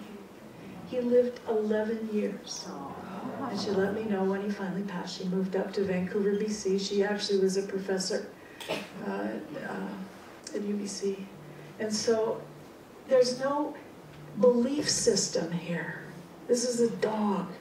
There's this, you know, and I worked on horses and cats and guinea pigs and all kinds of stuff. And that was very helpful and encouraging. And Helen has too. That the work gets there without a belief system. Amazing. Question right back here. Yeah. What do you do with someone who feels like I listened to your story and it's just so absolutely amazing to me. And wonderful people doing amazing work. It's wonderful to hear. I've had a near-death experience. I've had the guidance come into me, all of these things, but you somehow lack the confidence that, because healing messages have come to me. But how do you, when you don't have a medical background, I'm educated, but in education, science, but not taught kindergarten, first grade all my life for 30 years. And how do you move yourself into a place where you have enough confidence that that healing really can take? People have said to me, they feel it around me. They've said to me, and asked me to try it with my hands because I've been given a gift of feeling that vibration in my body. I know when it's there. And I didn't realize that other people didn't feel that when they meditated or when I didn't realize that that wasn't happening to other people until I started asking. I said, well, you can't tell when you get to that real hot. And so people have asked me to do that. But how do you bridge the gap of not having a medical background? Question is, I have a gift, but I don't have a medical background. How do I bridge the gap between a medical background and being able to do healing work or homeopathy or a science background? You relax. My medical background. Just do it. I'm a singer. Cheers. Well, you relax and you say, may the people I can help be the ones that find me. And then allow them to come. And you said, I'm not confident I can do this. And so it's a matter of, again, of meditation and guidance and letting the brain get quiet. When our brain goes, I don't know how, what am I going to do? I don't have this background. It blocks it because you can't hear when somebody does want you. So I encourage you, and if we can help you, we will. And I am coming tomorrow. I just, oh, I did that. heal myself. It's the same story I had, and my neurologist was absolutely amazed. Okay. Because that was the message I got. Terry, doing your MDE, you learned how to do this, do it. Yeah, you can come tomorrow, but then you can call us and we'll walk with you for a while. And you just need a voice like Joyce saying, what's your name? Terry. Terry? Terry Trust. Larkin, yeah. Terry Larkin, trust the work. Trust the work. Show up and pay attention and don't be attached to the outcome. Diane says, show up, pay attention, don't be attached to the outcome. And I add to that, may the people I can help find me. Okay, we're going to have our mouths shut. Oh, a couple more questions? She's allowed. Oh, wait, I don't know where to go. Yes, sir.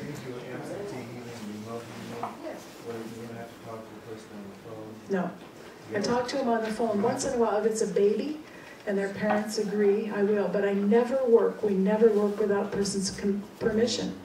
So we often have somebody that calls up and says, my son, my teenage son's a mess, go fix him. I'm sorry, not without their permission. If they're this size. We do sometimes work on people, even if we can't connect with them that session. If for some reason we can't connect, we can still send to the client. So I just wanted to follow up on that question. My experience is that people need all kinds of healing. There's all kinds of systems out there. There's not just the biological, there's the environment, there's educational. If you have any kind of interest that you feel drawn to, you can help people heal with that kind of consciousness as well as using it too. So you don't have to think, oh, I'm not a biological healer, so I can't do it. That's just what came up when you said that. Yeah, we've trained a number of psychologists to add some of this to their work, and it just, things take off for their clients. Yeah, this morning on the news, Cells Are the New Cure. That's a book by Max Gomez. What do you know? Actually, I've been interested in this topic for a while, even before I heard it this morning on the news. CAR-T, that's immune therapy. What do you know about that? That's the latest thing. Very little. Really? Yeah. I work with the immune system, but I'm not familiar with this book. Well, forget about the book. I'm talking about immune therapy, CAR-T. CAR-T. Yeah, I know the initials, it's not been something I've been guided to specifically. I do work with the immune system, It has to do with but at a cells. different level. Yeah, it has to do with cells. And activating them to be able to. What they do is the part that has cancer, they take the cells out of there, put it in a petri dish, Yeah. modify it, and then inject it back in. And Yep. then, And it the body targets. recognizes the cancer and goes after it. Right. Targeted, And it's targeted immune system cancer. And it's a fabulous new possibility. Fabulous. I've seen the research on it. Yeah. You mentioned earlier in your presentation about finding your own direction, and I didn't quite get everything. You kind of gave some steps or some guidance on that, and I just wanted to ask you to repeat that. Steps or guidance on your own direction. I don't remember what I said. Well, let's talk privately about that.